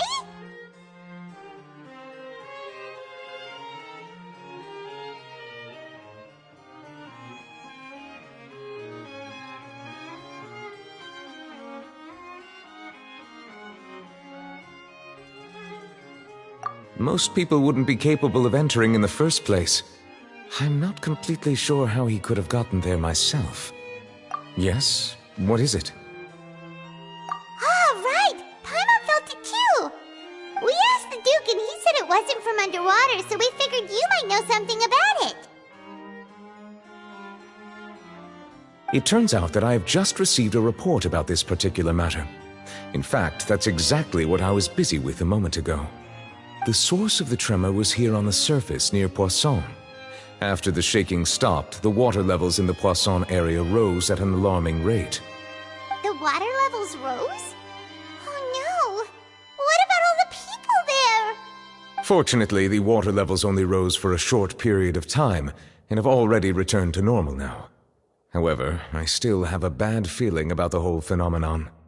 If the change in water levels is connected with the leaking primordial seawater, then the situation in Poisson may be much worse than it appears. Navia should be in Poisson, right? We need to go check on her! I would also like to go there as soon as possible, but I'm afraid I can't leave just yet. We must immediately formulate disaster prevention plans for the surrounding coastal areas to avoid potential catastrophes. I'll have to ask you two to go to Poisson first. I'll meet you there to check on the situation once I finish things here.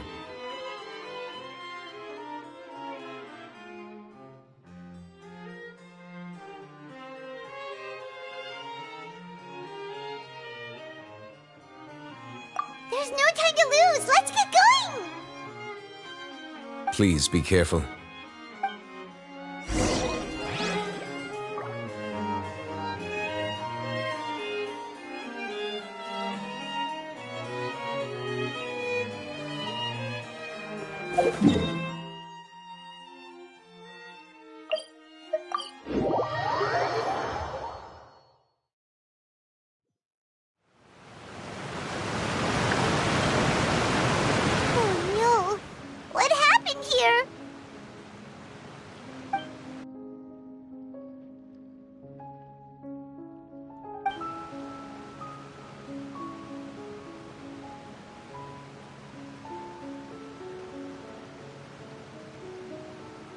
Navia should be around here, right? We need to make sure she's still... Paimon means we need to check on her.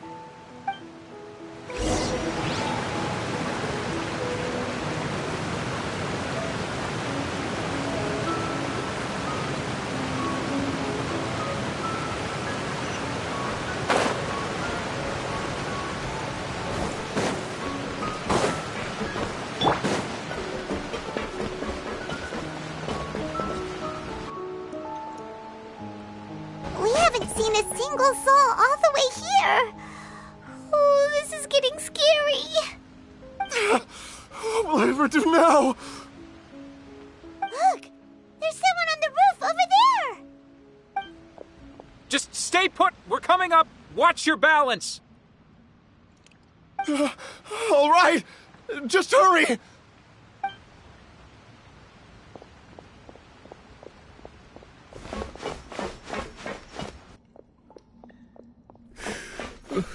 I'm not young anymore. How will I survive on my own? My Desiree! Oh, he looks pretty sad. My leg! My leg! How could this have happened? It hurts! Just hang in there. Help is on the way. You can hold my hand if it makes you feel better.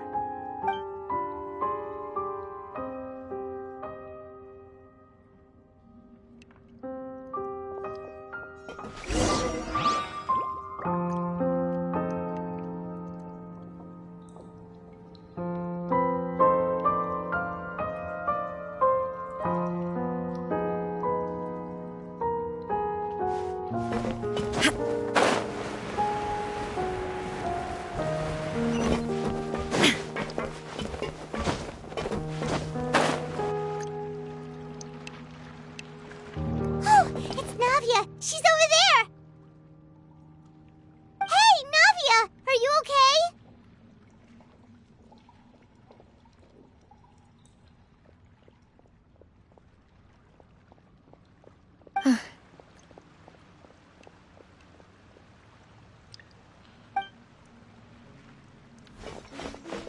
You're here. We heard there was a situation in Poisson, so we came as quickly as we could. Yes. As you can see, the water level suddenly rose. It caused quite the disturbance, in fact.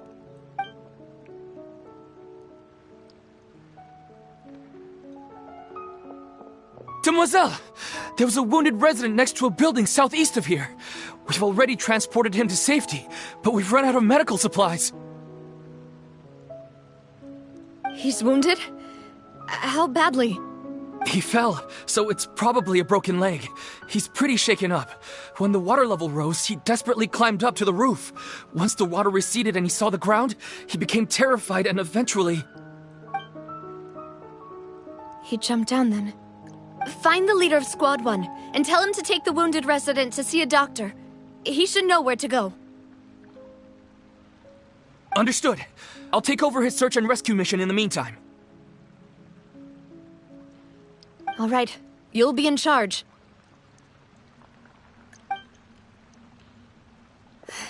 I'm sorry.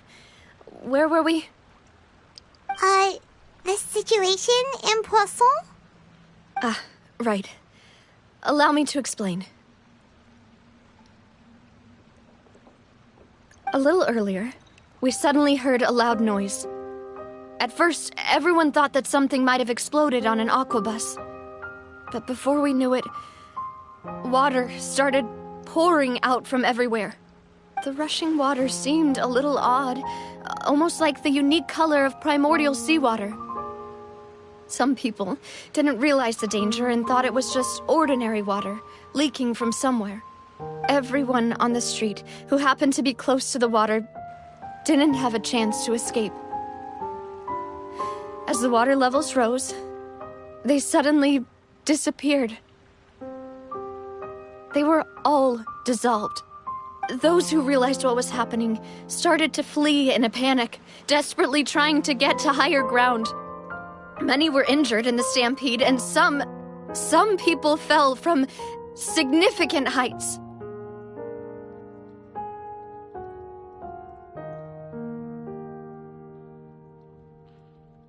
The Spina di Rosula initiated rescue operations as quickly as possible, but there have been a lot of casualties. Fortunately, the water began to recede after some time, and the chaos came to an end. The water that flooded the area contained primordial seawater. so the lower levels of Poisson are still hazardous. To ensure everyone's safety, I've asked the people there to leave as soon as possible. No one knows if this could happen again.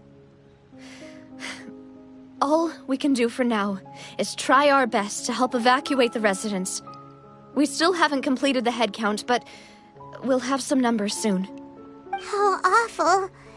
And all of this just came out of nowhere. It was quite frightening indeed. I only wish that everything that just happened was a bad dream. Is there any way we can help, Navia?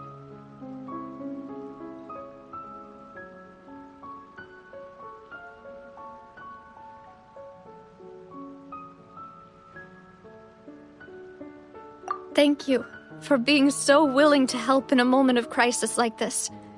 You don't know how much it means to me. I really can't express how grateful I am.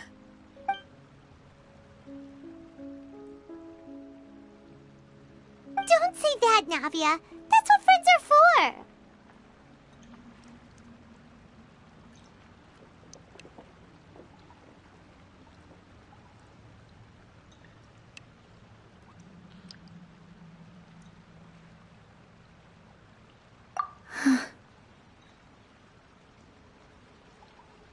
Demoiselle!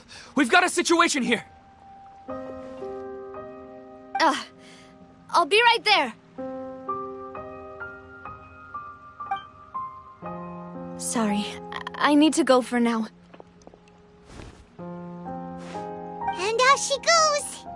Seems it might be a while before she can take a break.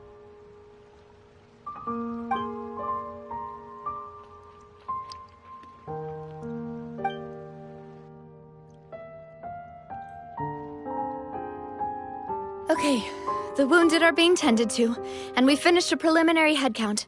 More support has just arrived, so I suppose I finally have a moment to focus on my own matters.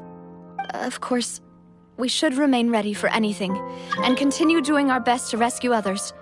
I'll be sure to have everyone at the Spina di Rosula ready to render assistance. Traveler, Paimon? Huh? Right now? Thank you.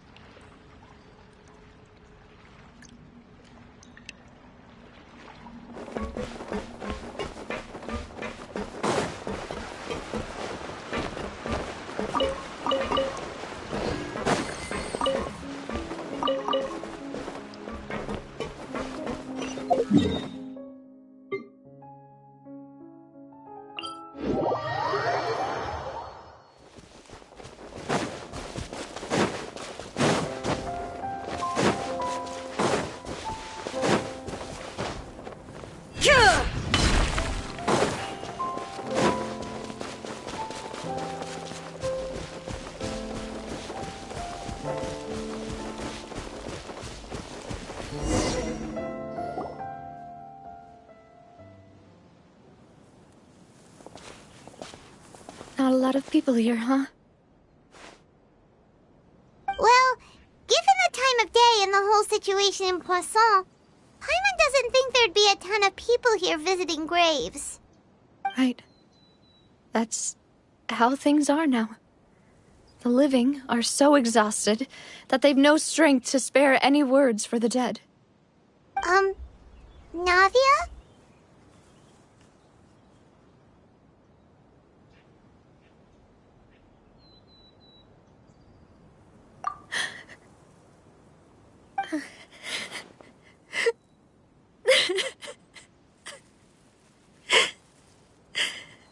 Navia, what's wrong?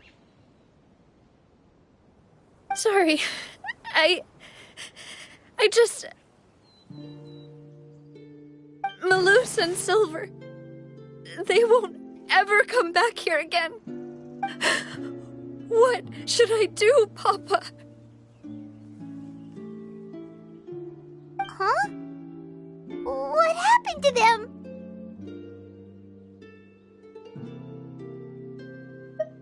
Everyone agreed on the rescue plan, but still, I was the one who initiated it. They were helping evacuate the residents, but they couldn't leave in time. And they were caught in the seawater.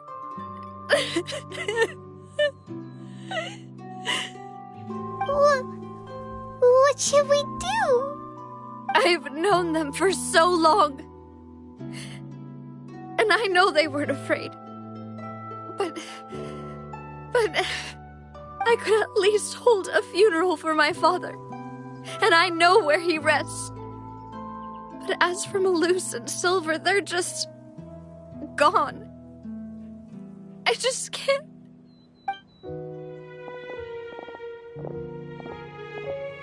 Everything looks so clean after it rains. Even the gravestones. I didn't expect that you'd enjoy a glass of red wine in front of Master Callus's grave. I can understand. Besides, the scenery here isn't half bad. See, it's not just me. I always want to bring something when I visit Papa. Perhaps we might even have a picnic. He wouldn't be angry, would he? How could Master ever be upset with you, demoiselle? Yet the cemetery is the home of those who have passed, is it not? Everyone ends up here sooner or later, no matter who you are. Buying yourself a plot in advance, are you? No need yet. But when I do, I hope you'll let me be buried beside Master Callus, demoiselle. Hey, stop joking around. I'm quite serious. That way, it'll save us both the trip to see each other whenever you visit your father's grave. That makes sense. In that case, could I be buried on his other side? After all, besides you, demoiselle, the two of us could certainly be considered Master's closest companions, no? Personally, I believe we fill those shoes just fine. Why are you bringing this up all of a sudden? Seriously.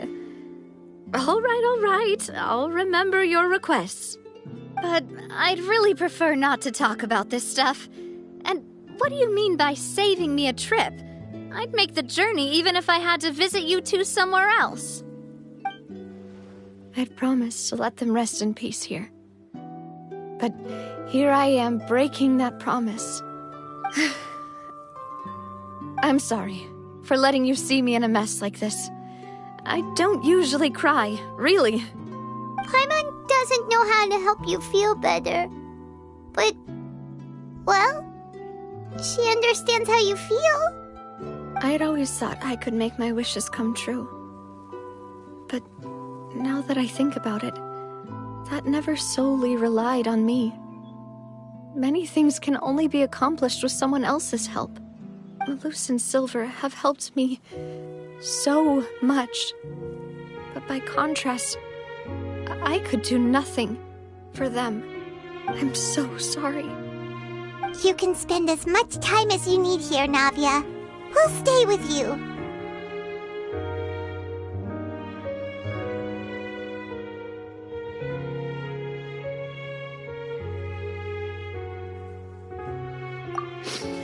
Thank you. Right now, you don't know how much that means. By the way, you can have a look at this. It's a list of victims from the incident that took place here. Obena, Khan, Burnett, Giverny, Francine, Karina, Daisy Ray, Joinville, Julianne, Esson, as well as Malus and Silver. So, everyone else is safe. But still... It's okay. I know what you're thinking. And you're right. We lost Malus and Silver. But we were able to save more than we anticipated. The overall outcome indicates that the cost was worth it.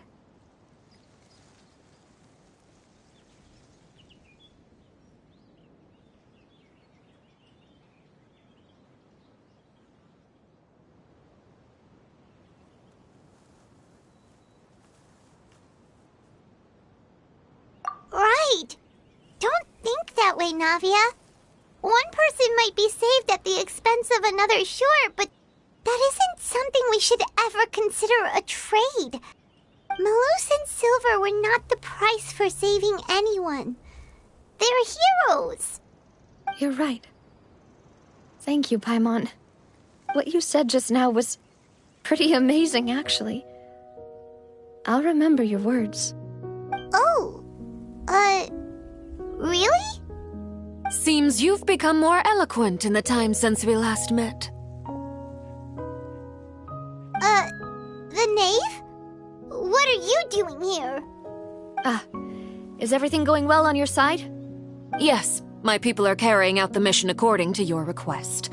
All the residents of Poisson have been evacuated, and we're preparing to relocate them to higher ground.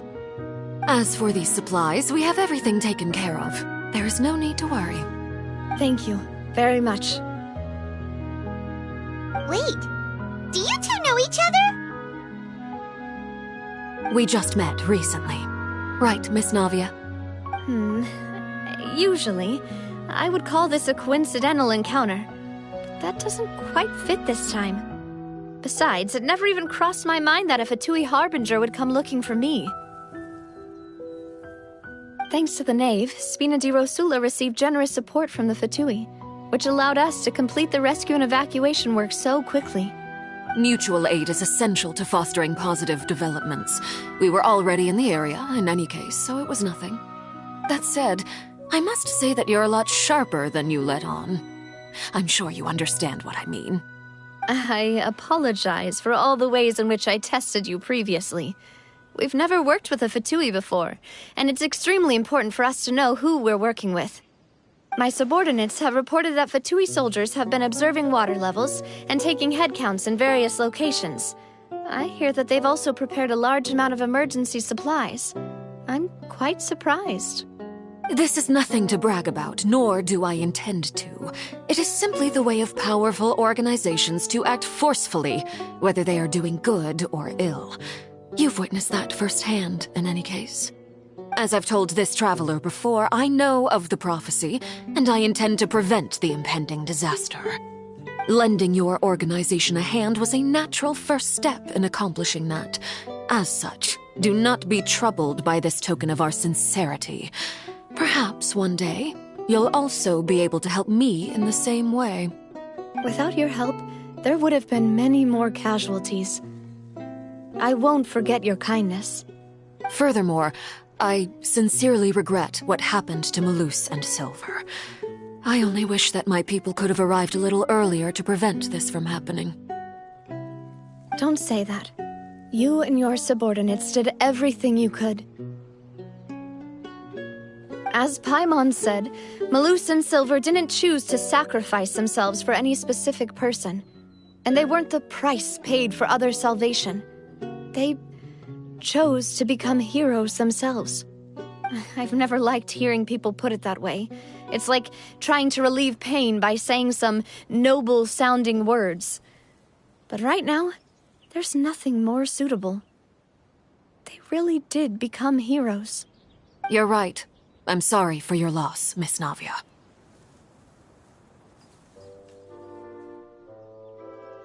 Water is life to Fontaine's people, and it also spells disaster. It's no wonder that people always say that prophecies represent fate. Fortunately, I've never been one for such opinions. So, you're one who will try to change fate, then? Of course. That is why I'm going to Hotel Bouffe de Thé. I still have some things to take care of, and the children need my attention. By the way, traveler, Paimon, one more thing. Alright, then we'll just... Huh? This isn't right. Paimon thought you would ask us to walk with you for a moment so you could tell us something in private. That is a clever and useful conversation technique, which I do like to use when necessary. But there's no need today. It would not hurt to have Miss Navia listening in. Traveler, I'm sure you remember that I said we could work together when we had the chance. You and I both know that there may be issues with the Primordial Sea. Previously, it was the fortress of Meripede's sluice gate, and this time it was the water levels in Poisson. These are both signals.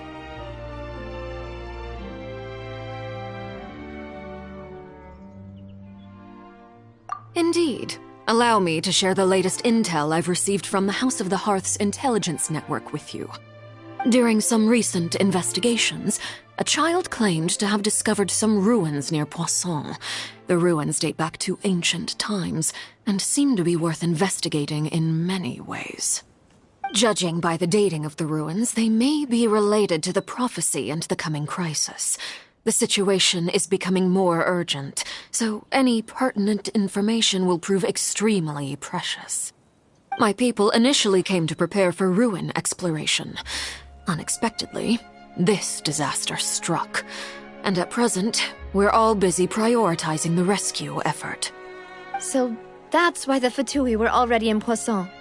I wanted to take the children along, but unfortunately, Linny, Lynette, and Fremine have all been dispatched to higher ground to assist affected residents. Linny told me that outside of the house, the person they trust most is you. Which is why I want to give you this task.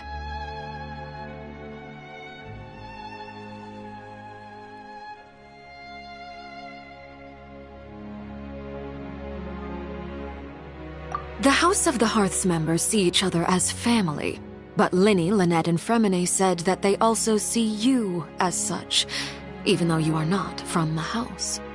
I'm sure you already understand how earnest they consider their friendship with you to be. Oh, that somehow makes Paimon feel kinda happy. The intel I just shared about the ruins could fetch a high price. But since the children consider you family, it's only natural that I freely share it with you. Got it! So all we gotta do is go to some ruins, right?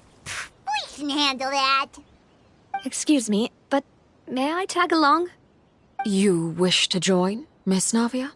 But are you sure you're up to exploring some ruins? You need to rest. Well, I'm sad, yes, but I can't just go back and plop myself into a chair by the roadside and do nothing. There's no point in being depressed while we still have a disaster on our hands. As my father's successor, I must live up to the hopes he had in me.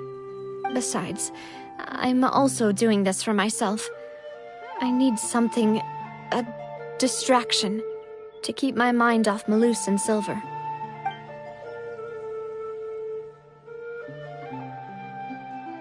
Since you put it that way, I have no objections. What do you say, traveler? All right. The ruins are to the south of Poisson. Here's the map. Okay, the three of us will handle it. Come on, let's pack up and get going.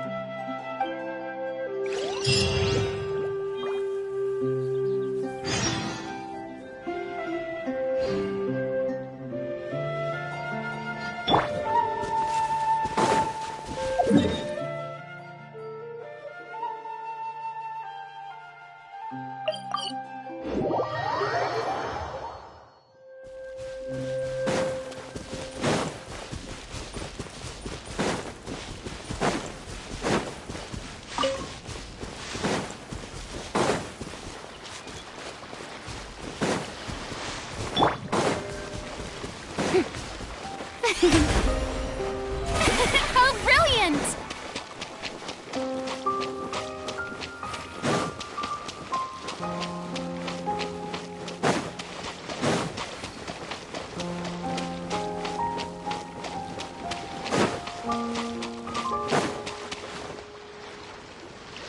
So, are these the ruins the knave was talking about? Whoa, talk about old. They seem to be pretty ancient, all right. Let's go in and have a look. Just be careful.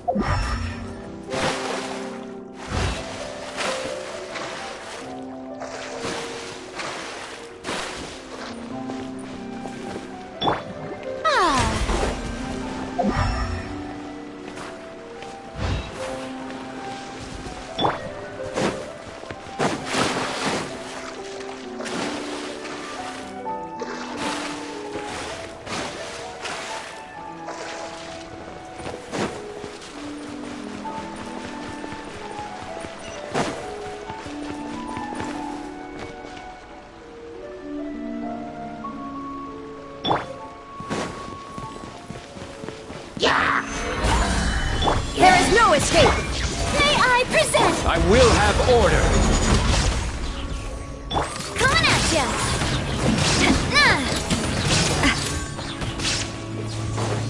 Feeling lucky?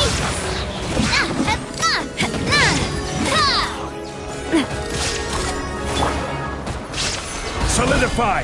Shine down!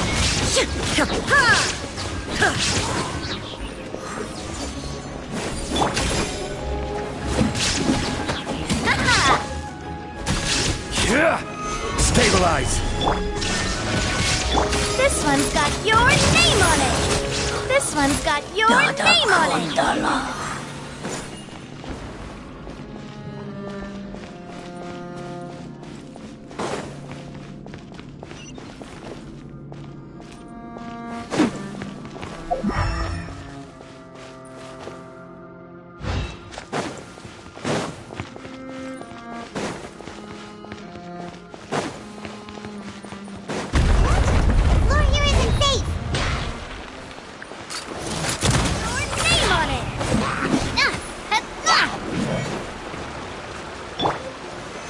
Solidify! Illusion shattered! This one's got your name on it! Haha! Feeling lucky?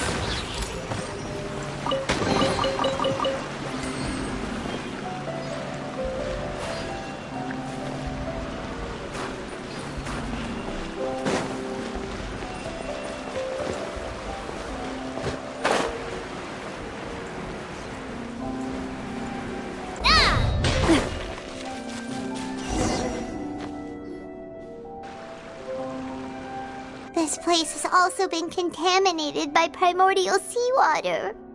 Yeah. And a lot of it, too. A Fontainian would most likely dissolve the moment they fell in. Right! You can't go down if there's primordial seawater. It's too dangerous, and it won't be any help for you to just stay here. Don't get Paimon wrong. We're not saying you're useless. It's just that... No, you're right. I can't do anything in this situation. I'll leave this to you.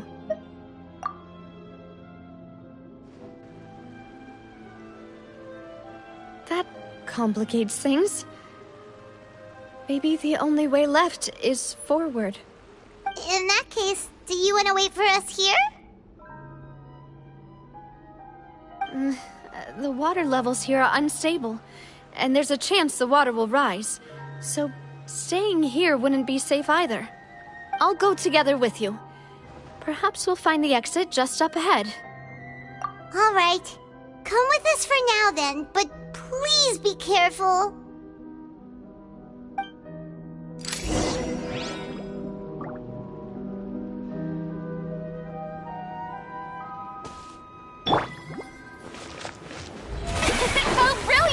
Oh no, it's a dead end! Let's try climbing over from the side.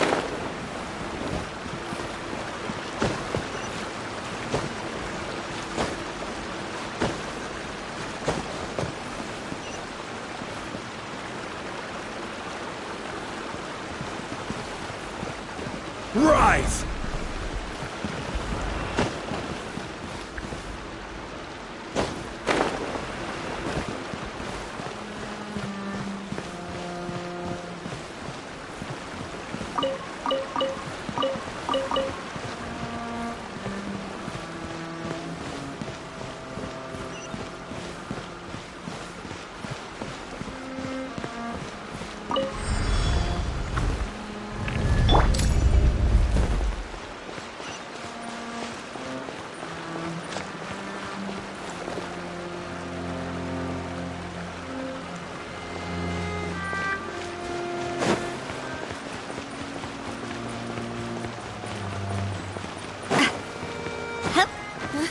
Wait, there's something wrong with this bridge!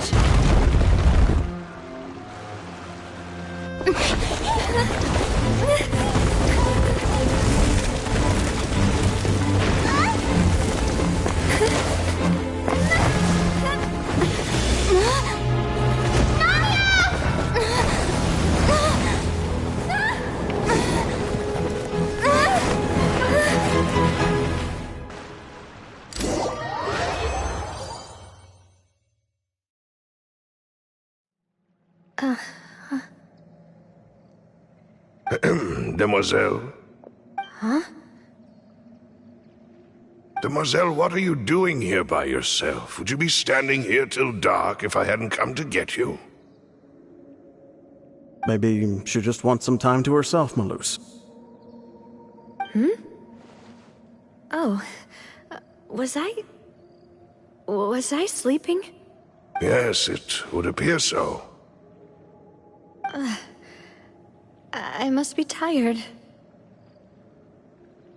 That's quite possible. However, you were the one that suggested we go out for a walk. Oh, right. I nearly forgot. It must have slipped my mind when I dozed off. I haven't had a nap today yet. Have I? This is a familiar feeling, yet something's a little strange. Is something the matter, Demoiselle? Oh, no. No, I'm fine. I was just trying to recall why we came out for a walk. Do you remember Mr. Giverny? He'd requested our help before with foreign merchants who had a debt dispute with him, and we'd resolved the matter not long ago.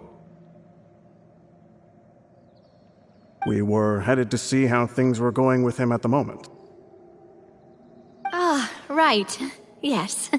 I remember now. Oh? Miss Navia. Ah, Mr. Malus. And Mr. Silver, too. It's good to see all of you. How have you been? I've been great.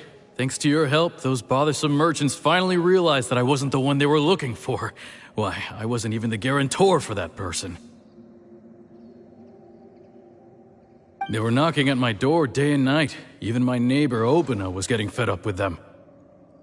Sometimes force is required to calm someone down and get them to listen to what you have to say. That's right. Oh, by the way, Burnett, what was it that you wanted to give to Miss Navia again? Oh, yes. One moment, I have it right here. Miss Navia, these are some flower seeds that I prepared. Please take them. They're a very good variety, and they'll become very big and beautiful once they bloom. I don't know what we would have done without your help, so this is a little token of our appreciation. I hope you won't refuse. Ah, did you cultivate them yourself? Thank you so much. I'll certainly take them. Malus, we do still have some empty flower pots at home, right? Why, we can have as many pots as you'd like, Demoiselle. Perfect. In that case, we'll swap out some of the decorative plants for some of Mrs. Burnett's flowers. Very well. Wait. Something seems to be off here. Excuse me, madam. If I'm not mistaken, your name is Burnett, correct? That's right. Is something wrong? No, it's nothing. This is the first time we've ever met, but your name seemed familiar to me. I must have heard it when I was discussing things with your husband previously. I've heard this name before. Sometime recently, I'm sure of it. And why are there so few people around here? Where did everyone go? We must mind the time, Demoiselle. We still have important things to attend to today. Huh? We do? Like what? Well, now, did you forget? Miss Navia, here you are. I've been looking for you. Please, come to the Opera House. Your trial is about to begin. My trial? Wait, why would I need to go to the Opera House? Yes, she's right, Demoiselle. It's just about time now, so we should get going. Oh? All right then.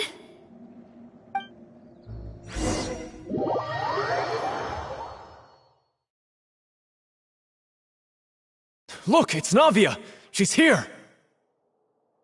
And her two attendants are with her! Goodness, everyone's finally here.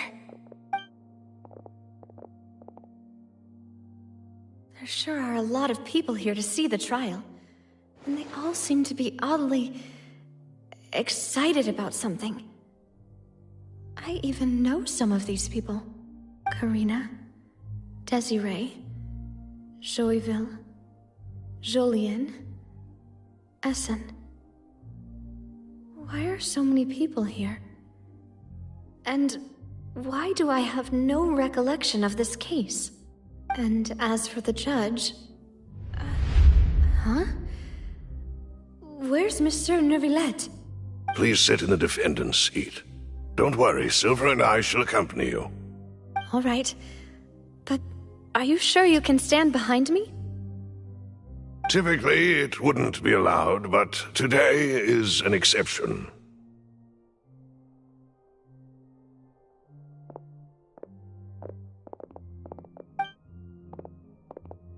Hey, what kind of place do they think this is? Come on, do they have any idea what they're doing? Seriously. Enough with the whispering! Could someone please tell me where Monsieur Neuvillette is? And why I'm standing trial? My dear Miss Navia, have you not yet realized what you've done? In that case, allow me to explain. As all here know, you are Master Callus's successor, the head of the Spina di Rosula, someone held in high regard by every soul in Poisson. After you took over the Spina, you treated all of us just like the late Master Callus had. If anyone in need reached out to you for help, you responded.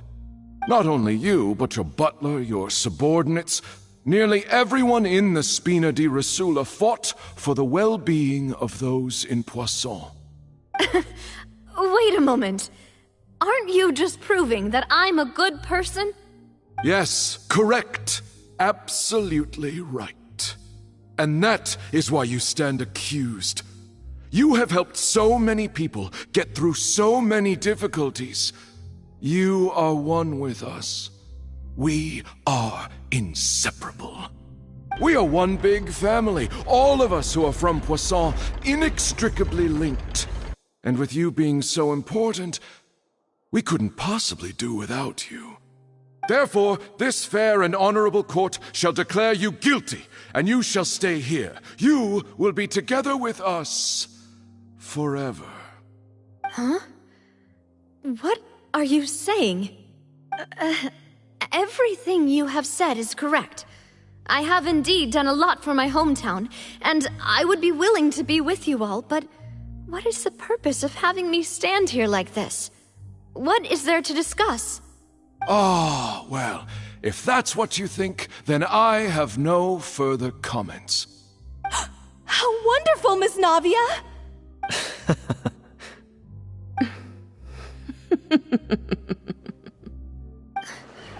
I know all these people.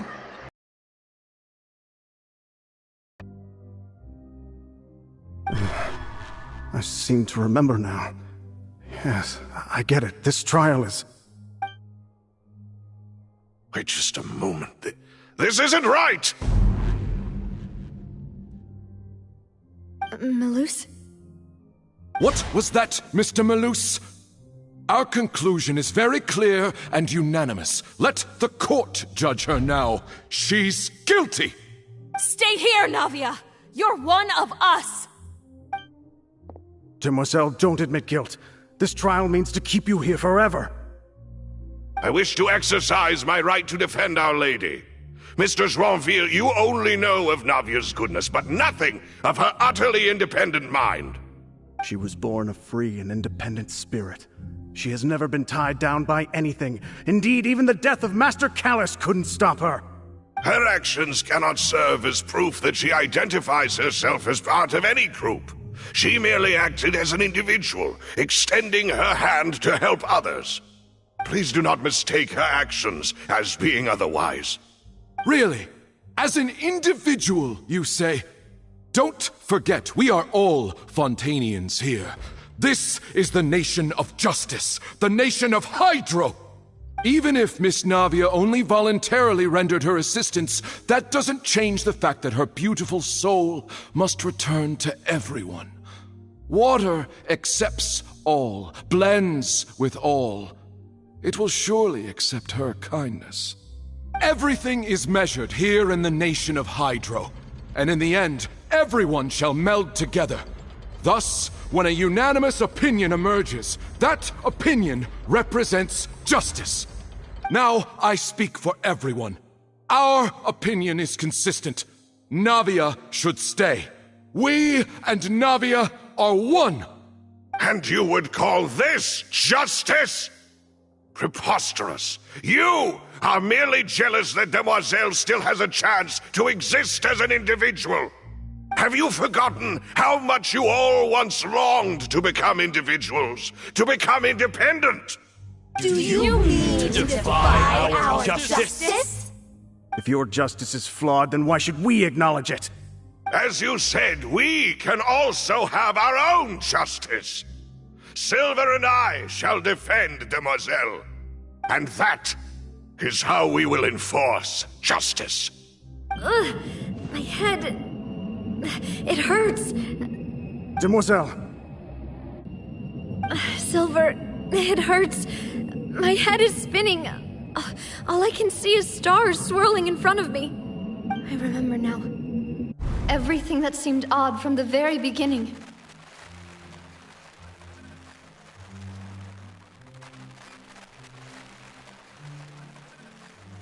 Karina, Desiree, Joyville, Jolien, Essen, and Mr. Giverny and Mrs. Burnett, who we met earlier. Even Malus and Silver. I don't want to admit it, but they're all dead. Don't be afraid, and don't admit guilt. We will protect you to the very end. Absurd! Who are you to say that she cannot be judged?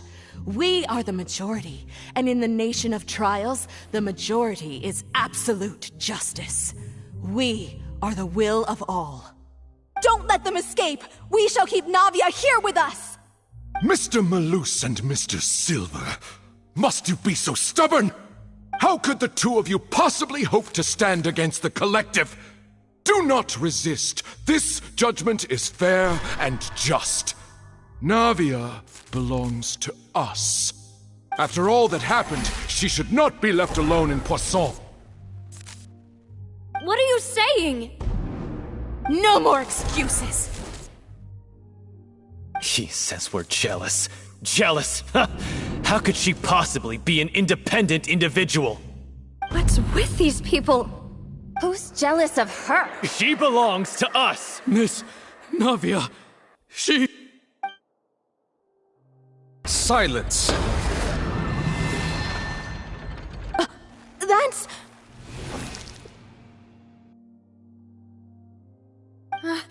Monsieur Neuvillette! Such commotion is prohibited in the court.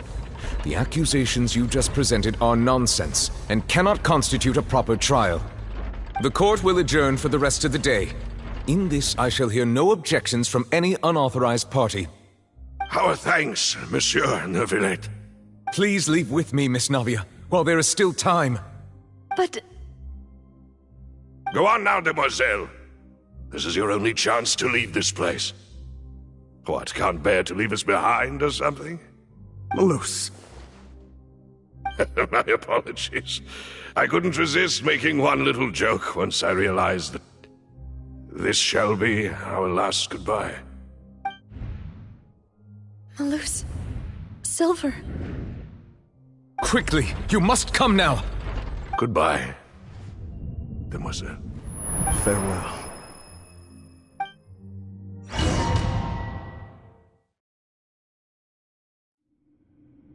No, wait! Just a second!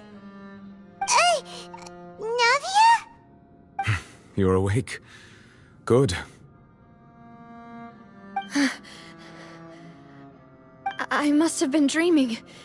Malus and Silver were still alive, and they were defending me at some insane trial. It looks like you're all right. Did all the sad feelings cause you to have a nightmare? Paimon could give you a hug. The ruins you were exploring suffered a cave-in. When I arrived, I found you falling toward the water. You were just about to be dissolved within, but I...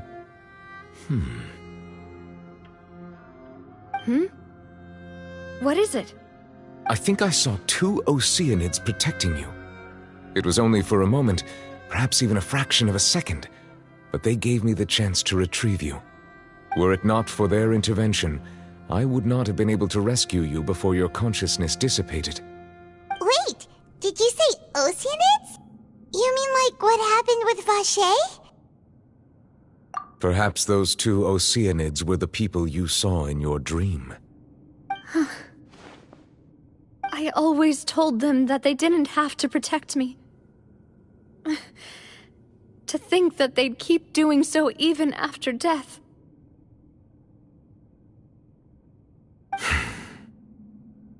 Please come with me.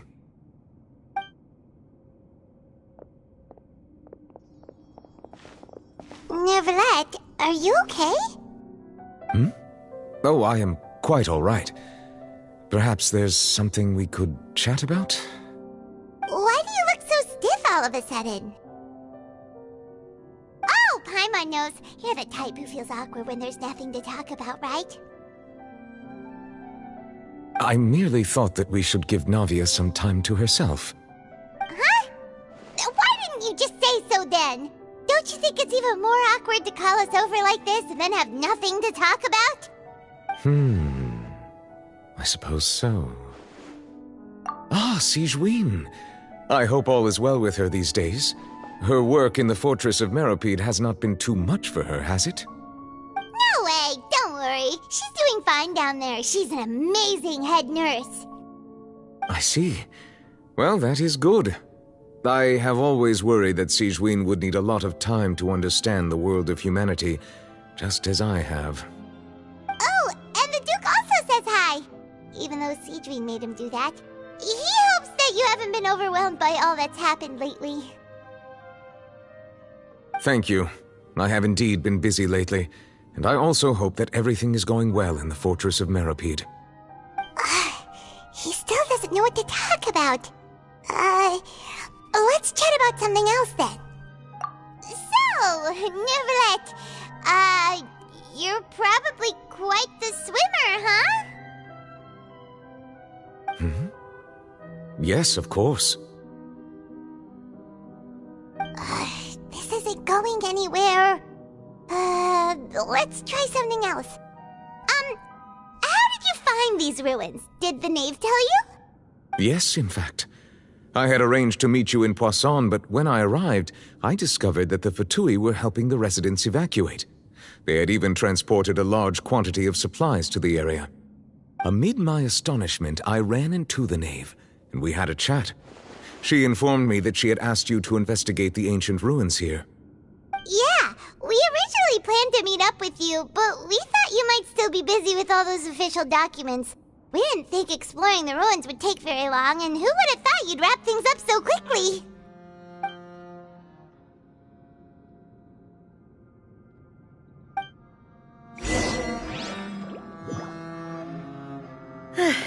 I'm sorry to have kept you all waiting like that.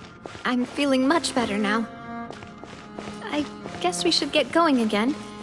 Will you come with us, Monsieur Neuvillette? Yes, if you wouldn't mind my company. All right! Another one joins the party! Let's get going then!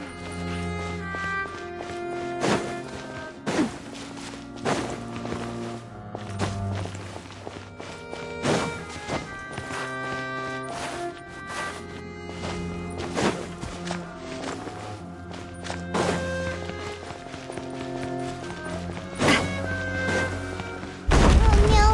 Another unstable path! Watch your step!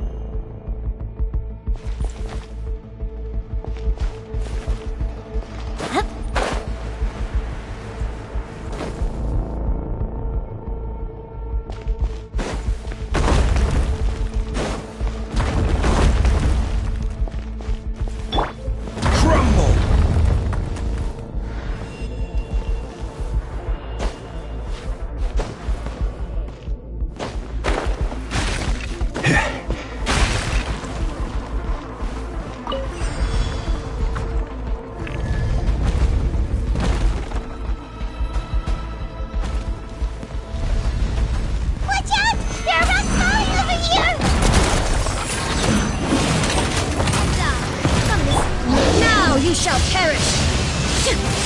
There is no escape! Order guide! Gather!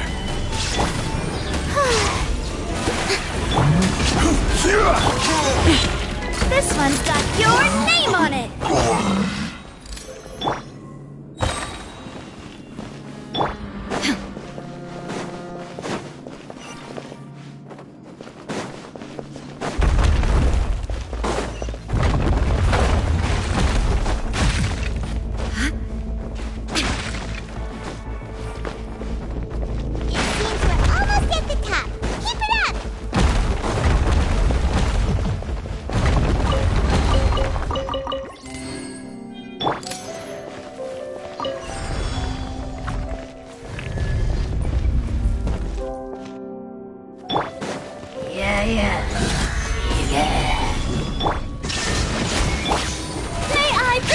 Umbrella warfare, I guess!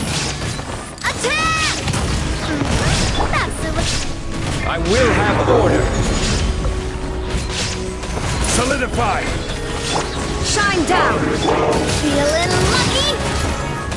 This one's got your name on it!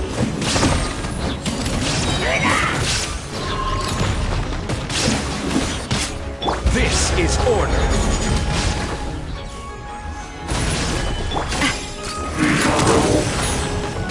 Feeling lucky?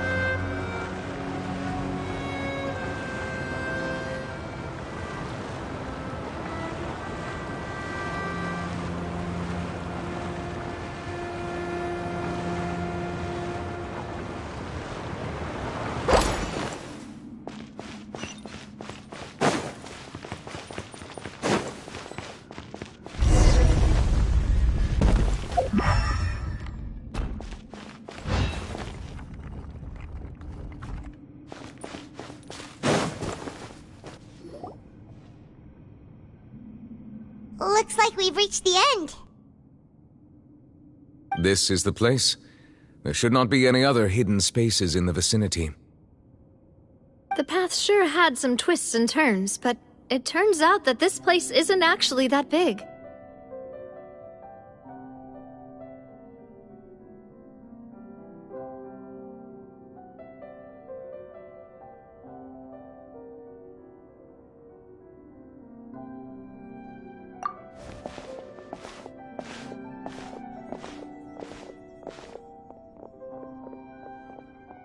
Stone slates? It seems like they were put here as an offering. Could we take them down and have a look? Perhaps we should just leave them be for now.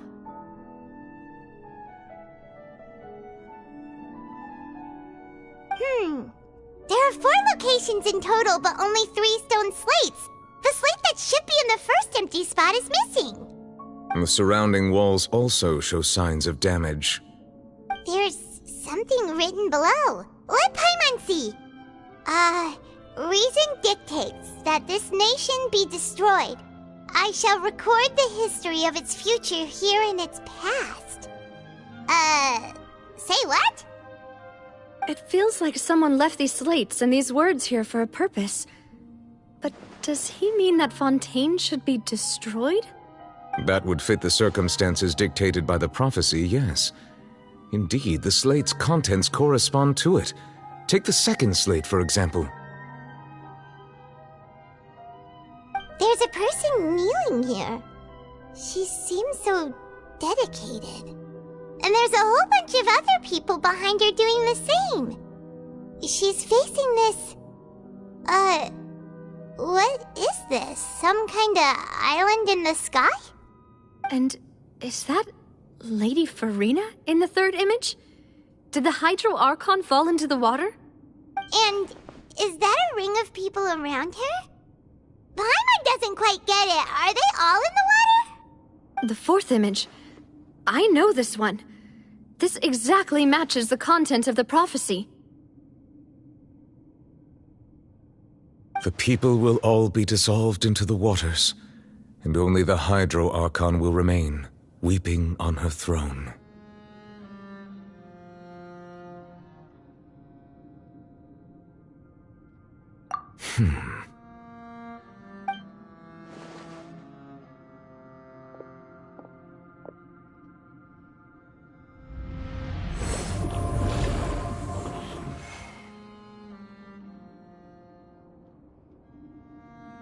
More information should be hidden in these slates, but I fear I cannot easily uncover it, most likely due to us missing the first slate. I am very sorry. Don't blame yourself, Monsieur Neuvillette. Deciphering ancient stone slates isn't one of your duties. Ooh, Paimon's getting the chills just looking at these slates. This says that it's the history of the future, right? That means the prophecy's sure to come true. I really hope it doesn't mean that. Still, Paimon feels like these images are kind of weird when you look at them together.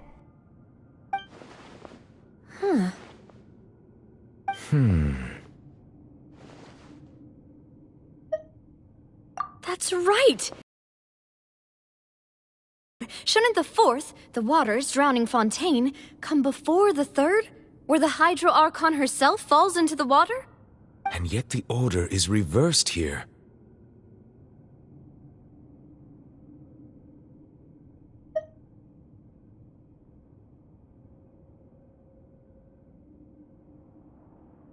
If we go by timing, Lady Farina only emerges in the third image. That means that the person in the second image might be the previous Hydro Archon. Egeria, then. I had never met her, but her appearance here does match the records. The previous Archon kneeling before the floating island in the skies, as if confessing a sin. Did she herself commit that sin? And if not, why would she be in such a posture? Also, I'm still wondering why these ancient stone slates are here at all. Judging the prophecy? Does that mean that someone, or some people, once saw these slates? But who would have created these slates and left these words here?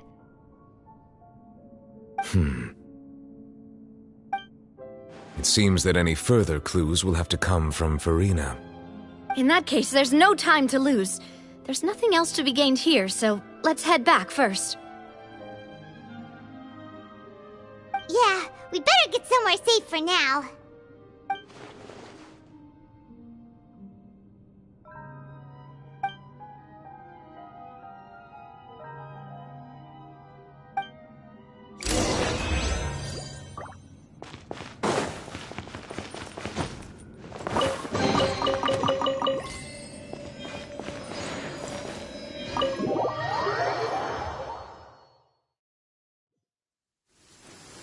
Let's split up here. I'm going to check on what's happening with the Spina. You know how it is. There's some things you just need to be there for yourself. You still have energy for that, Navia? Paimon's already beat. Just head back to the Fleuve Cendre and have a rest then. Thanks for keeping me company all this time. I'll depart as well. Thanks for your hard work today. Rest well, everyone. Traveler, I will go talk to Farina tomorrow morning to ask about the stone slates. I'm sure that you're concerned about this matter as well. If you have time, drop by my office. I will share the results of our discussion with you. Are you really gonna talk to her about this directly? Will that be a problem? Paimon's getting a little scared now that it's come to this. She has long been harboring secrets and will not give them up easily, which makes it all the more my duty to ensure that she understands the present situation. Alright, we'll leave it in your hands then. You're probably the best person to talk to her anyway. I will be carefully considering my words tonight. Traveler, Paimon, our safe house at the Flivsandra is always open to you, as ever. So please don't think you're an imposition. All right. I'll be on my way then.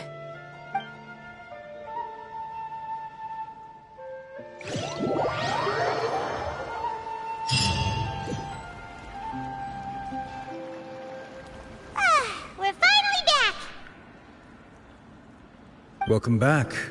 We've got a special menu prepared for you two tonight. Yay! And there's good food too! Navi, no, the boss is the best.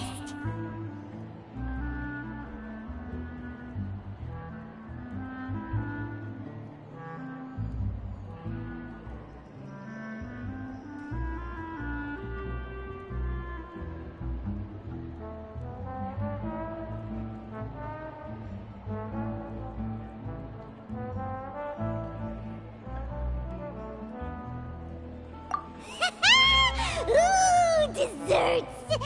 Nice! These are all Paimon's! Paimon's already starting to forget what happened today.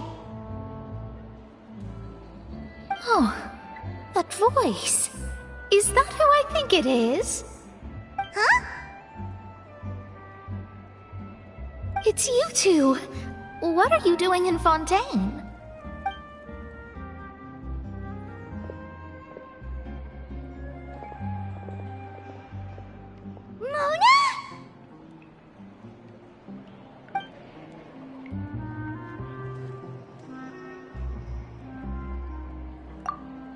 Seriously, nobody just uses a scry glass whenever they've got time to just see who they'll meet on the road.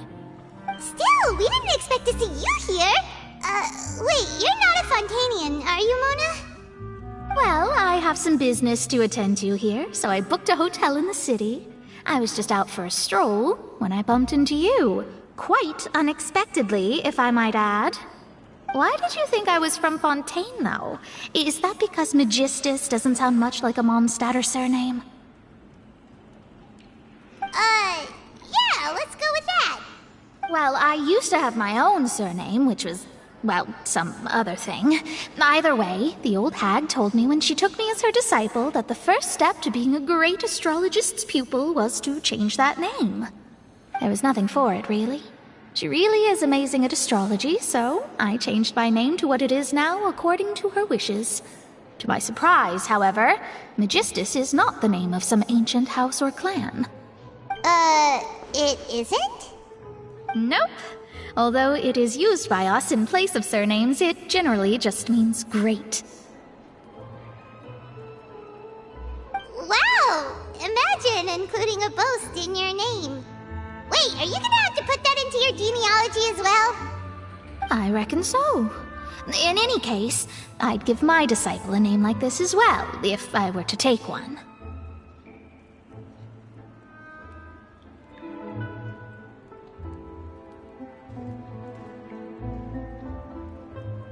Astromancer Barbeloth Trismegistus. Whoa, that's a long one.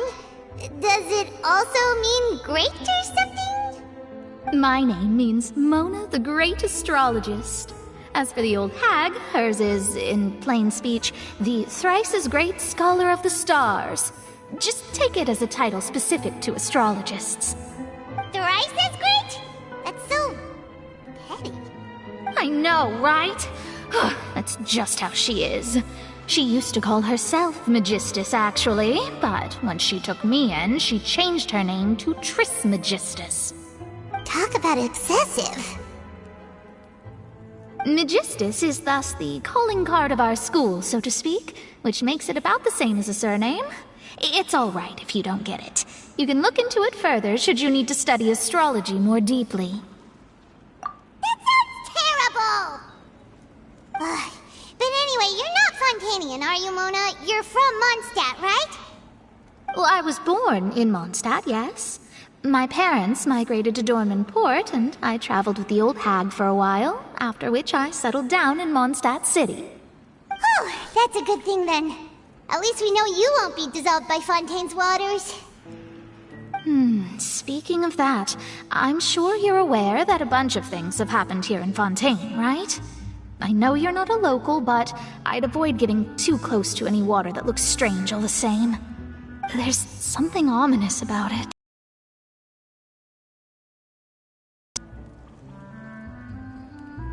That was the main reason, yes. Just a while back, the Steambird invited me to take part in a panel and speak about the circulation of the prophecy as an astrologist. The invitation was sent quite early on. I don't think anyone expected Fontaine to be in this much trouble. What do you make of that prophecy, Mona? Just tell us what you think as an astrologist. Your word would go a long way to make things more certain and less scary. What I can tell you is that I'm an astrologist, and that this prophecy concerns the fate of Fontaine, even that of all Tevat. Ascertaining this is akin to reading the fortune of the whole world. I'm afraid that this is not something that just anyone can do. If I could do it, you would no longer call me an astrologist, but a visionary. But on the flip side, the prophecy is so huge and powerful that it must surely come from a powerful visionary. Its contents involve the fate of the world. Disregarding it would be a mistake. A visionary? Sounds really powerful and all, but does such a person really exist? Of course.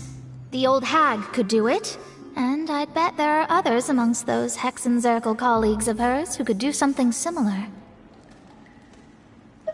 Huh? Are you sure? All right, I'll help you. It isn't often that I see you with such a serious look on your face. I'll tell you once I hear back from her. Thanks, Mona! You're amazing as always! Oh, well, this is something only I can do after all.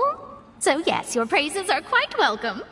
That's the greatest of astrologists for you! Of all the people we know, you know the star's the best! Indeed, indeed. That's the spirit. Oh, sorry. I came to see what all the commotion was about. If there's anything you need, do not hesitate to inform the Spina di Rosula. Oh, whoops. Guess we were getting a little too carried away there. Well, I'll go tend to my own business now. If I receive any news, I'll be sure to come find you two again. And there she goes, quick as rushing water. And here we are with the Spina guy giving us suspicious looks.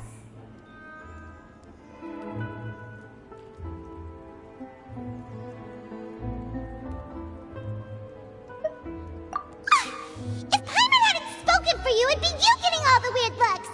Huh, the things Paimon does for you!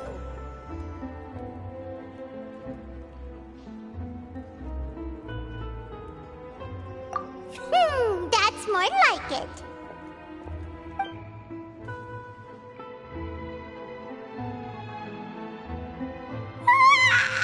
Good morning.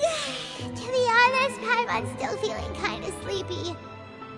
But it's time to get up, Traveler. We agreed to go see Neuvillette, so let's pack it up and get going.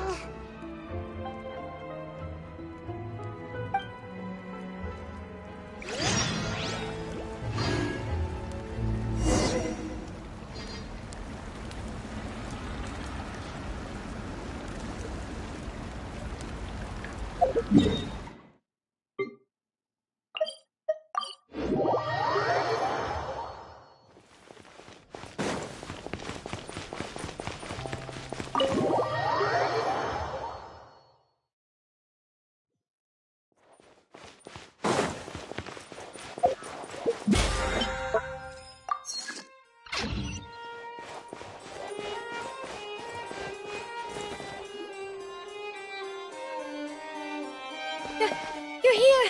Finally! Is something wrong?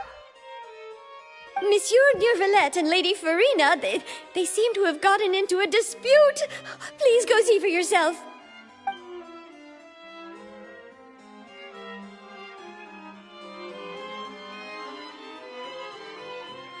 I said, I've already explained everything.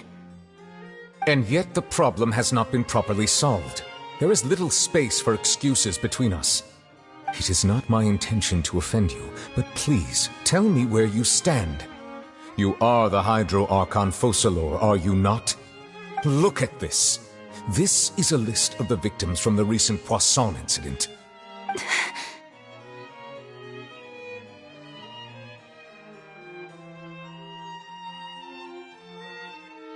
You mean... they're all... We did not arrive in time to avert this disaster, and I will not have it happen again. I will say this once more. You must tell me everything you know. Yesterday, I found 3 stone slates in some ancient ruins near Poisson. Do you know anything about those? Seriously? You're questioning me like this is a court case now. I don't know anything about that. But you found them in some ancient ruins, you say? That's correct, which is why I came to ask you some questions. There should have been 4 slates, but one of them was missing. The other 3 featured different images that seemed to correlate to the prophecy. The prophecy? The second of these slates depicts the previous Hydro Archon Egeria kneeling before a floating island in the sky, as if confessing something. Do you know nothing of this either? I don't. I've never seen such slates. I'll ask you again. Do you really have no information regarding the previous Archon? My deciphering of the slates indicates that the Hydro Archon Egeria once had to confess to, or apologize for, a certain sin. If anyone would know about it, it should be you. All gods don't have the same secrets, you know. She was herself and I'm me. Is it really so strange that I know nothing?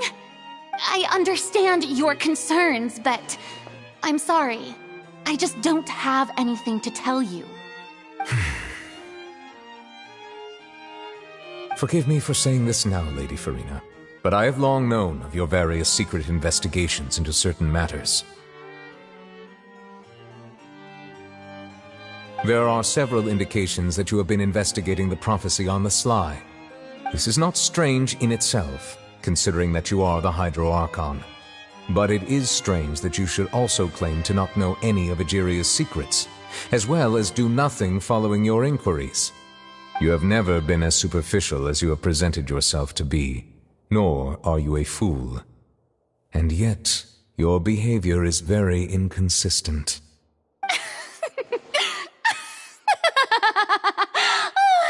So you've been watching me all this time, have you? I didn't think you were that type. You... Well, since you know about my secret investigations, then you should know I'm actually working to take care of it. There's no point questioning or suspecting me. You're the Eudix, but you're still my subordinate. You should be following my lead.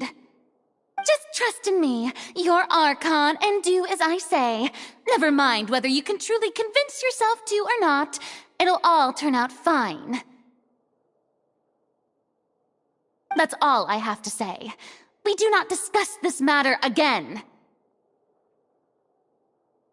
Oh, the opera's about to start. Toodles!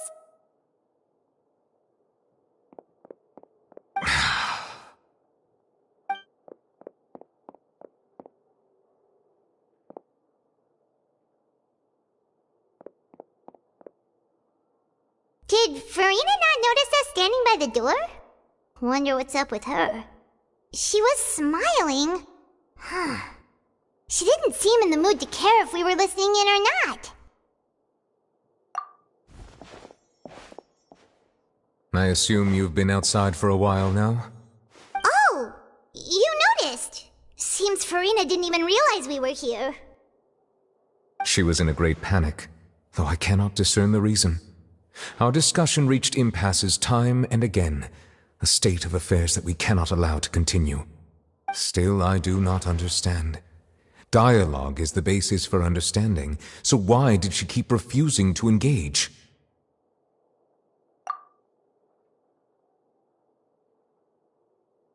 Everyone in her inner circle has noticed that she is hiding some secret. The issue is her attitude. I fear that she will not reveal anything unless absolutely forced to. We may have to create a situation in which she will have no choice but to speak. Oh? Like what? Normally, people will only reveal the truth when standing trial. Perhaps we must have the Hydro Archon experience just such a scenario. But Farina's seen so many trials, and she's really good at dodging questions. How do we make sure that she won't just slip away at the first chance she gets? We will need to consider this thoroughly, join forces with various parties, and then do what we can. If at all possible, I would prefer to recuse myself from this affair, but we must prevent the prophecy from coming to pass. This may be cruel to her, but all Fontaine is in crisis. The information a god possesses is too precious, and so we must take a chance on this. But who will lend us their aid to do such a thing?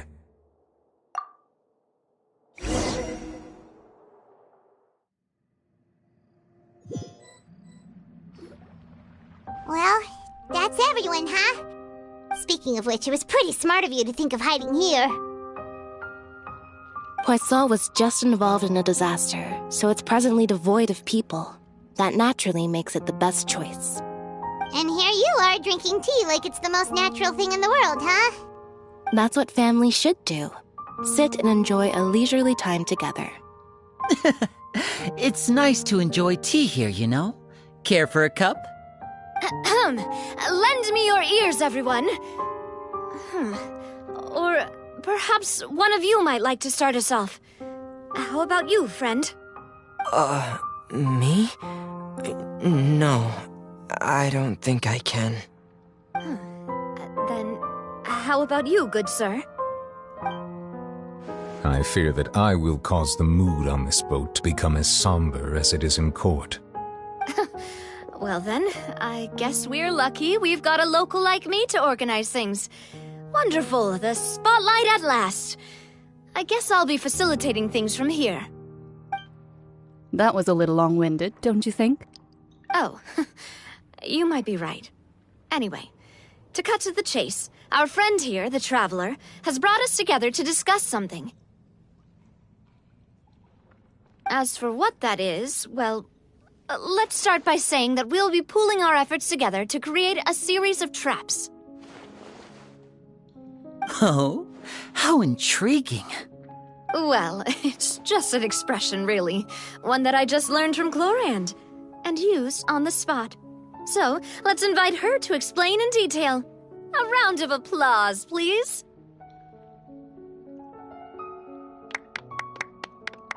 Huh? Didn't you say that you would be facilitating this? Oh, come now. Your work doesn't involve much public speaking, right? This is a good chance to practice. You might even pick up some fancy oratory tricks to impress your boss with in the future. I see. And what does my boss say? He is glad that you consider him your boss. Do go on.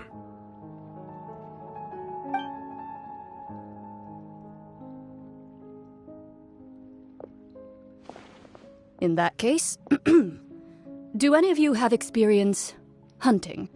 Not that I recall. Fremine and I once used a wooden stick in a basket to catch wild rabbits when we were younger.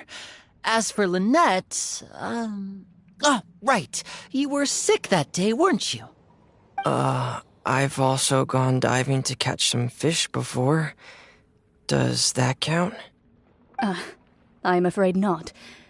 You may or may not have heard, but Fontaine once played host to a group known as the Marechaussee Hunters. Though that was their name, they did not hunt animals, but rather various monsters left behind by the ancient dynasty of King Remus. Today, Fontaine's monster population has already thinned greatly, so the hunters have blended back into society, taking up arms in other lines of work. They even left a unique methodology of hunting in their wake. A trap comprises of the following components: bait, a trigger, and a containment device. sometimes a lethal implement will also be necessary to deal with the prey. So, if we were to build a trap together, right now, what would you choose to build it with? For me, I would prefer something basket-shaped. Pigeons and rabbits will see the bait and naturally enter the snare. Our line of work requires a deft hand, and we're some of the best in the industry, so you can count on our techniques. You used some of those techniques while moving the people of Poisson, didn't you? My subordinates mentioned that you even performed some magic for the bawling children. Yes, and I even managed to gather some intelligence in the meantime. I'm quite the multitasker if I do say so myself. I'm afraid I can't claim that as my strong suit. I prefer more stable methods, like placing bait in the water and waiting for the fish to come within reach. That's the kind of method I would count on. Calm and steady. Exactly the kind of person who would catch loads of fish. And I can be their assistant. With discretion, I'm sure. I'd probably use some sort of mechanical animal. Papa once bought me some small clockwork squirrels, mice, and such. When placed in the forest, they can attract others of their kind. I remember that you liked those too, didn't you? I did. And that would be a good way to go about it. If they're realistic enough, animals of the same kind will follow them all the way to the trap. What about you, Monsieur Neuvillette? I fear I do not have any related experience. That makes sense. You usually solve problems directly, without the use of any such tricks. But I do have one more question for you, Monsieur. If we were to create a trap now, how would you design it? I would like for it to be effective, but bring no harm to the prey. A more gentle trap would be ideal. Kind, as always. However, our intention doesn't necessarily change the containment device and the type of implement we need. If we wanted to kill the prey in one strike, we would need a powerful implement. However, that also goes for prey that must be captured and safely contained. Wait, why's that? Only a hunter who's a true expert at subduing their prey can snare it without harming it. The line that divides life and death is often exceedingly thin. So are we going hunting together? We hadn't thought of seeing ourselves as hunters. It kinda works, but maybe it's still not the best metaphor. If our means of capturing and dealing with our prey is to put them on trial, then the hunting metaphor is actually quite accurate. But we shall require much more courage than any hunter to judge a god, a being whose seat is an exalted throne. Oh, so that's what's going on. Sounds very interesting.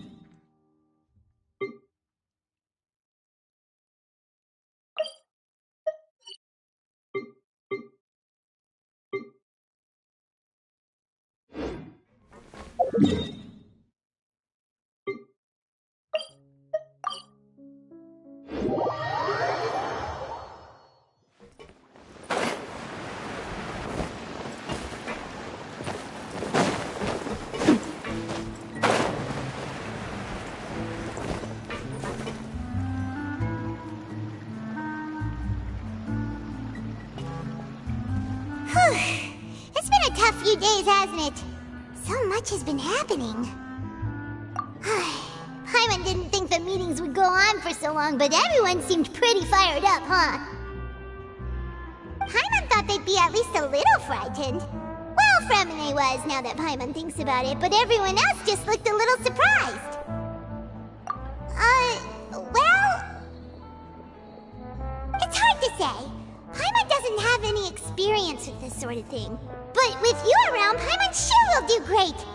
After all, you're the most reliable person in the world, aren't you? Huh?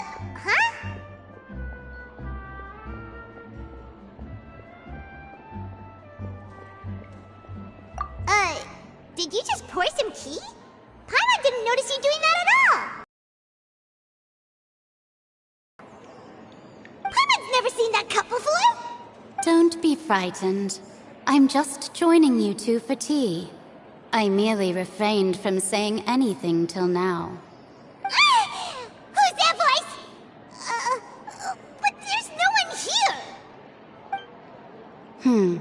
What a strange conclusion, but also such an interesting one. You two make such a fascinating combo, and yet even you feel confused. As such, I couldn't resist but come by for some tea and a chat. Consider me a passerby, just accepting a commission from my friend's disciple on a whim.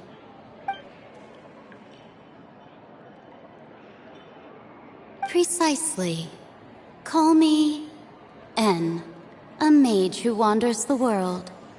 At least, that's how my friends have suggested that I introduce myself. The prophecy. Yes, what has been prophesized will be fulfilled. You may view such things as the history of the future. What? Then is there any way we can stop it? People call such things fate, and it is written in the stars. It cannot so easily be altered. So you've caught on. Just as prophecies are usually only the future as seen from the perspectives of the gods, could things be happening in hidden corners where the gods' gaze does not fall? Are the things that you shall see different from the fate that the gods perceive?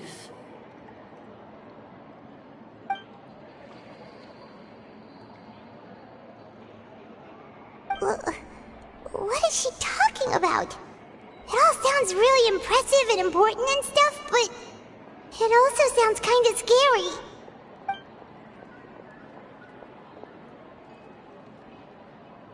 I believe that you understand, right? Some things are insignificant, but others you must reach out to change.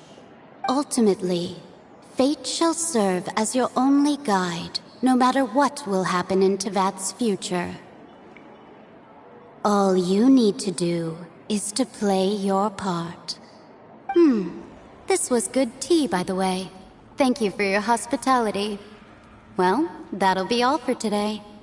The voice. It's gone.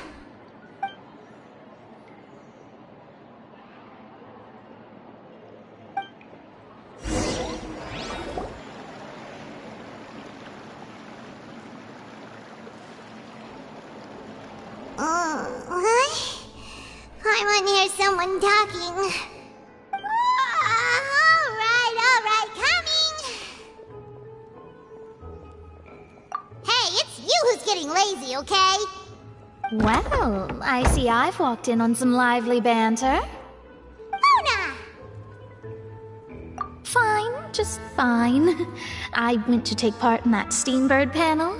It turned out to be more interesting than I expected. Not all Fontainians are pessimistic about this. One journalist mentioned that sitting around and waiting for the end to come would be wrong, and that they should make their own rescue preparations. I agreed, so we had a brief chat with her. Yes, it was Charlotte. I assume you've heard of her, no? That daredevil journalist? I'm in full support of her view. Prophecies are very important, but how can people allow their lives to be commandeered by just a few words? That's right! Paimon's glad to hear something sensible for once. Yes. About what we had discussed before. I did try, but I'm afraid I couldn't reach the old hag. I'll try again tonight, but I wouldn't get your hopes up. Huh?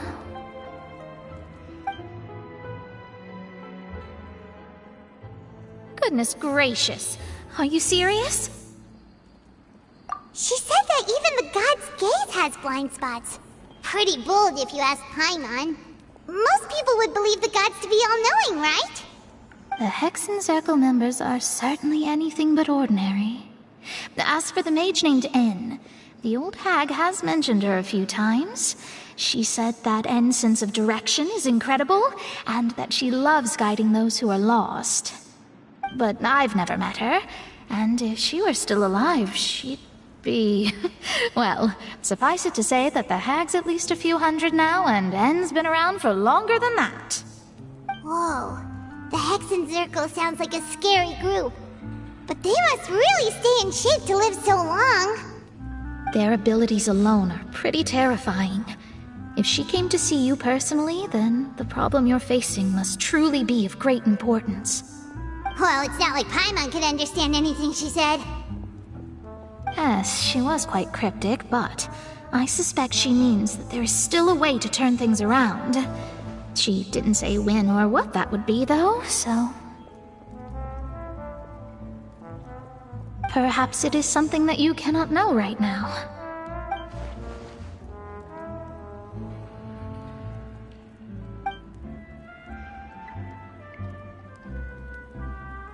Traveler, Paimon, are you two all right? Oh, we're fine. We're just a little down right now. It kind of feels like the end is coming, you know? I see. I feel that same sense of desperation, too. I guess you could consider me someone who has often witnessed fate. So far as I have seen, it cannot be swayed. But even so, I still hope for, and believe in, miracles. Astrology is eternal and rational, but fate may not be. It is cruel, but it can also be beautiful. Perhaps that's what En was trying to tell you. Not to lose heart, and to believe that what you are seeing playing out before you is not yet set in stone. I did originally think of steering clear of all this, but I couldn't. Even if this is all futile, I still wish to help everyone. If we don't struggle to the last, then how can we face the end when it comes? Huh. You do have a point. There I go, talking about astrological principles again. Sorry about that. The moment I start talking about work-related stuff... I need to get going.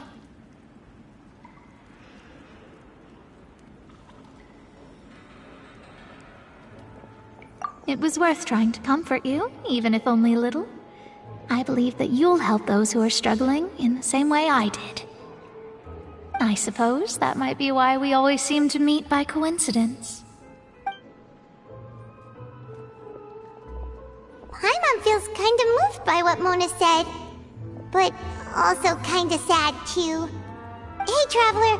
Paimon suddenly feels like going outside for a walk. Let's go. Let's walk around the city, shall we? There's a few spots we always like to walk by.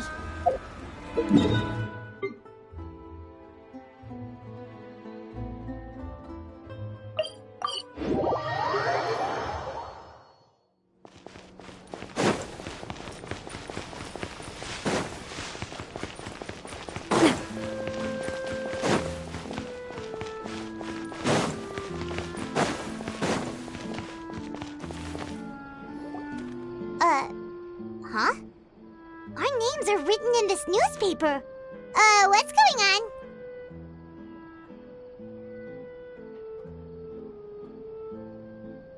Let Paimon see! The underwater stronghold, the Fortress of Meripede, has continued in its noble autonomy, but that does not mean that others cannot interact with it. My recent attempts to enter the fortress bore little fruit. Huh. Guess Charlotte still hasn't given up on that. Thus, did an Outlander friend become the focus of this report, a blind adventurer with their white fairy legends trailing in their wake. It is said that this mysterious traveler once visited the underwater fortress. So while the fortress's interior remains a mystery behind closed doors, do not fear, for the tales of the traveler contain surprises in spades. Journalist Charlotte's biggest scoop yet, the Traveler's Trail, World Walker. Huh. Charlotte took so many awesome photos of us and we never even noticed her. She hasn't been able to get a hold of anything at the fortress, so since we're easier to find, she's using us as the subject matter instead?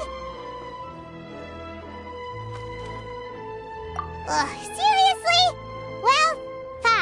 Those headlines and photos do look cool, so Paimon will forgive her this time.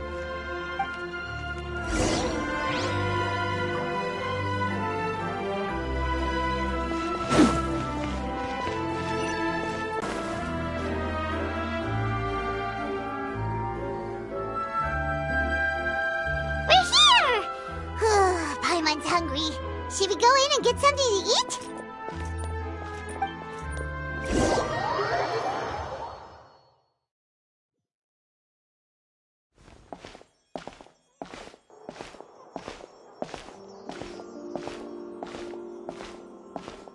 Hey, quick!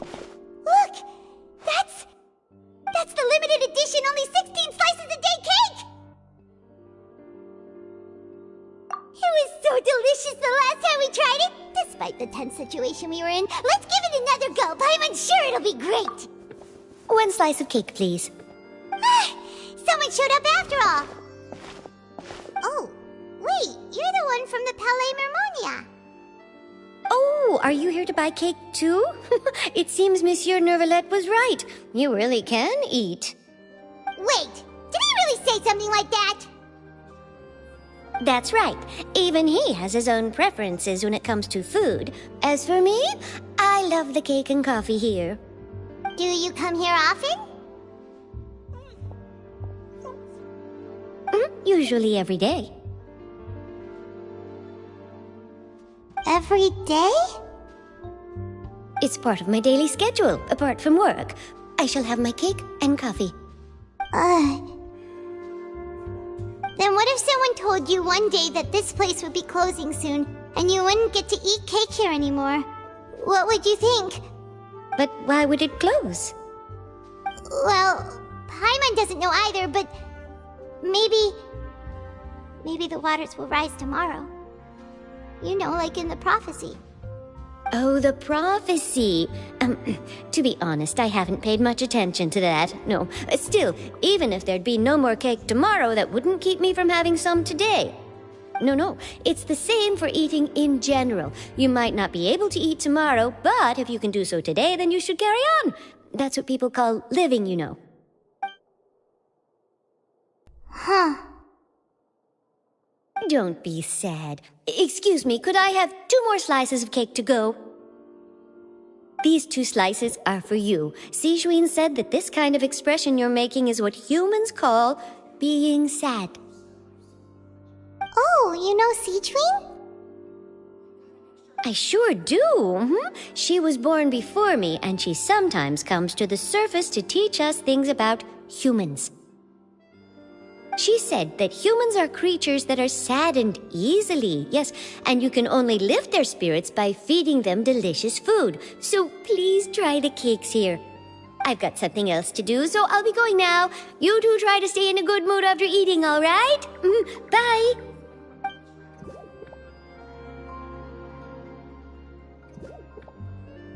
And there she goes. All right, let's dig in. I'm sure this cake will be delicious.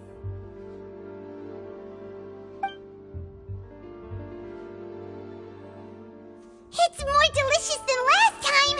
And the flavor gets even better with a sip of tea. It sure would be nice if we could come again tomorrow. Sure would be nice if we could always eat delicious food here.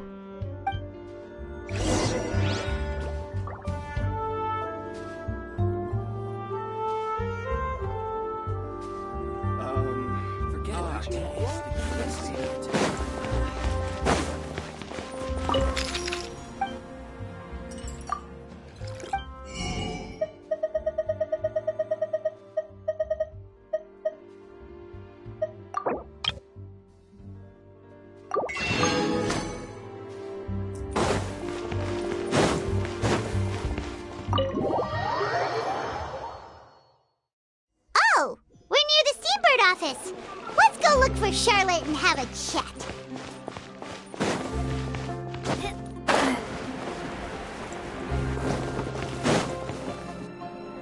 Wow!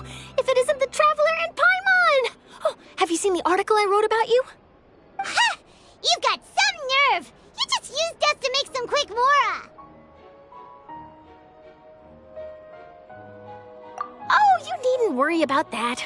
I heard that you were in Poisson some time back, so I sent you a letter to discuss just that. It appears you didn't receive it, though.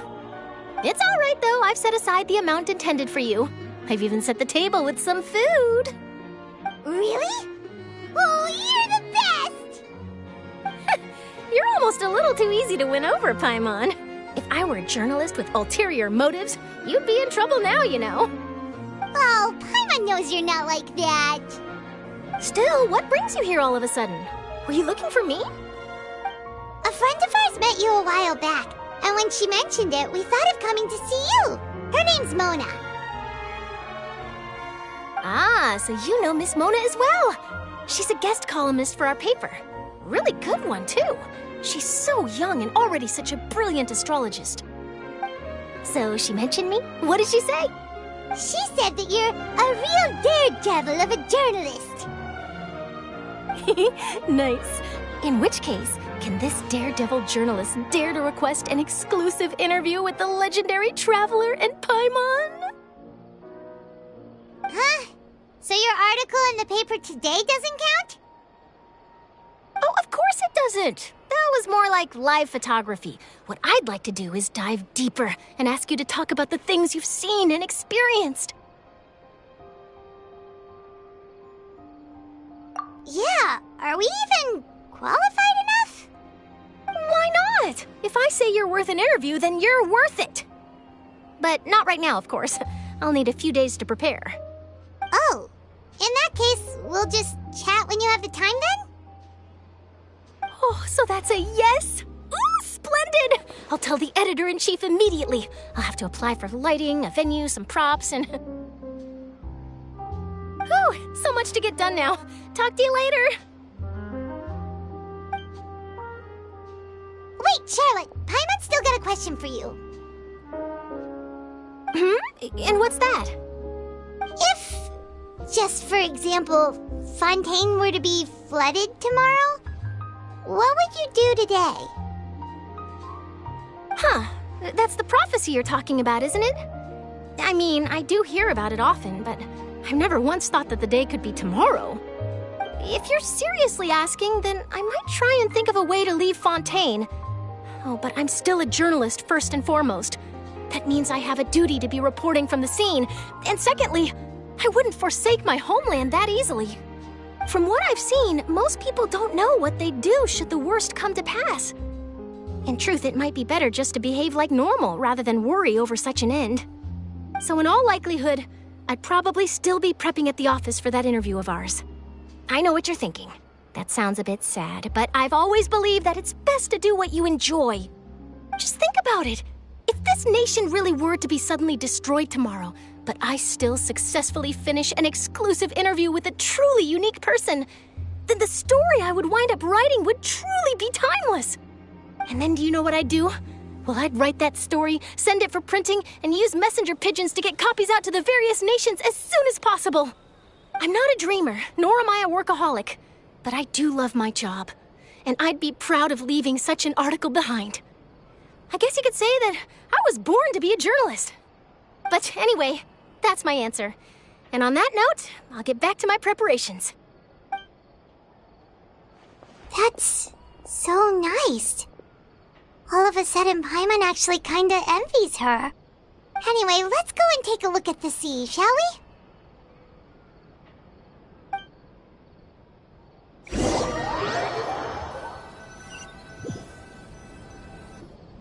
The sea breeze and scenery can be a pretty soothing combo, huh? Paimon's been thinking.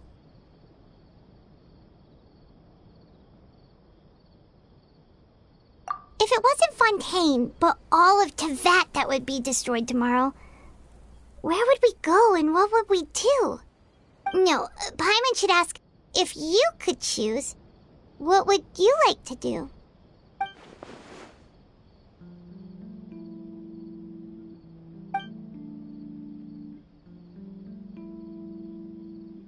We've always been moving to the next destination, so we haven't spent much time thinking about these kinds of things.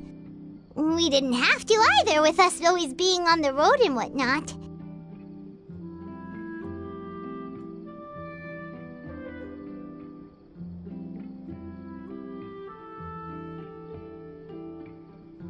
You mean, still traveling?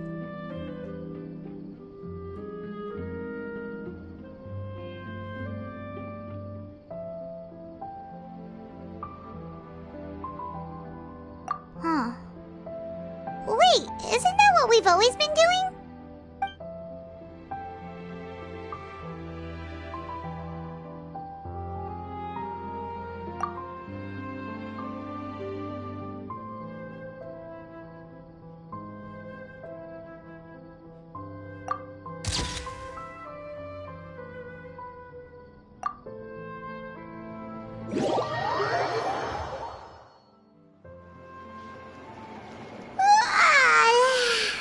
Feels like you'll grow mold if you stay here long enough.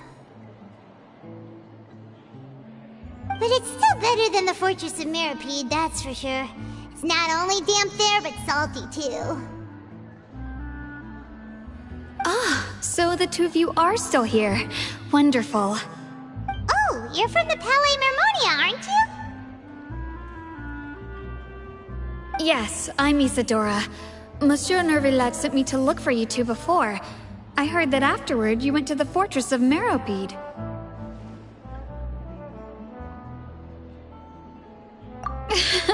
Not at all. I'm well aware that you're friends of his. Actually, I'm here to pass along a message from him.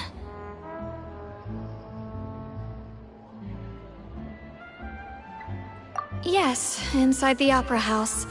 The Maréchaussée Phantom has declared the incident a small-scale riot. A riot? Well, that said, I don't personally think it was that serious. Lady Farina was watching a performance at the Opera House, and while she was resting during an intermission, some other audience members suddenly started harassing her, loudly accusing her of doing nothing about the prophecy crisis. And before she could respond, others started to join in. The crowd continued to grow, and protests against the Hydro Archon started to break out. So people have started to put the blame on Farina. Guess they finally found an outlet for the pressure they've been under due to the prophecy. I agree. People will naturally rely on gods, as is customary. But the moment people feel threatened, gods are also the first to be blamed. So what happened after that? Is Farina okay? Seeing that the situation was spiraling out of control and that further argument was pointless, she claimed that she'd gotten tired of this and left in a hurry. The Maréchaussée Phantom had their hands full maintaining order and did not catch where Lady Farina had gone. Only when things had stabilized did we realize that she had gone missing. So, you mean she's still missing? That's right. The Maréchaussée has dispatched many people to search for her, but we don't have any leads yet. That said, I don't think there's much to worry about. She is a god, after all. Even if she were to fall into the hands of rioters, what could ordinary people do to her?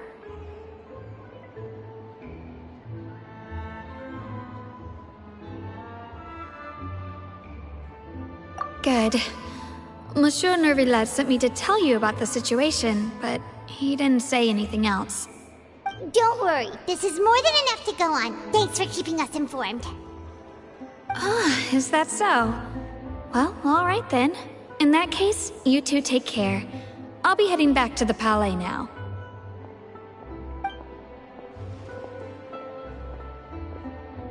Well, sounds like we should hurry over to Poisson then. If we know Farina, she won't try to fix things in this situation. Instead, she'll look for a place to wait out the heat. And, as we also know, she may be loud and dramatic, but she doesn't have a heart of stone. When Nervillat was talking to her in the Palais Mermonia, and she heard about Poisson, she couldn't hide her sadness and remorse. It would be hard for her to ignore being accused by the public today.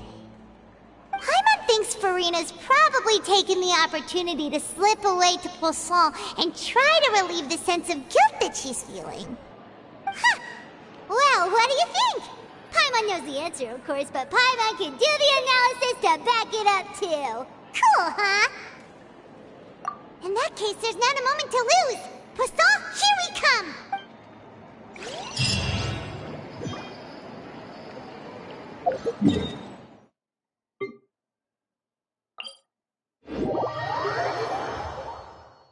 This place looks deserted. Guess all the survivors must have evacuated already. All that's left here are signs of devastation. Could Farina really be here? Let's try to find her as soon as possible.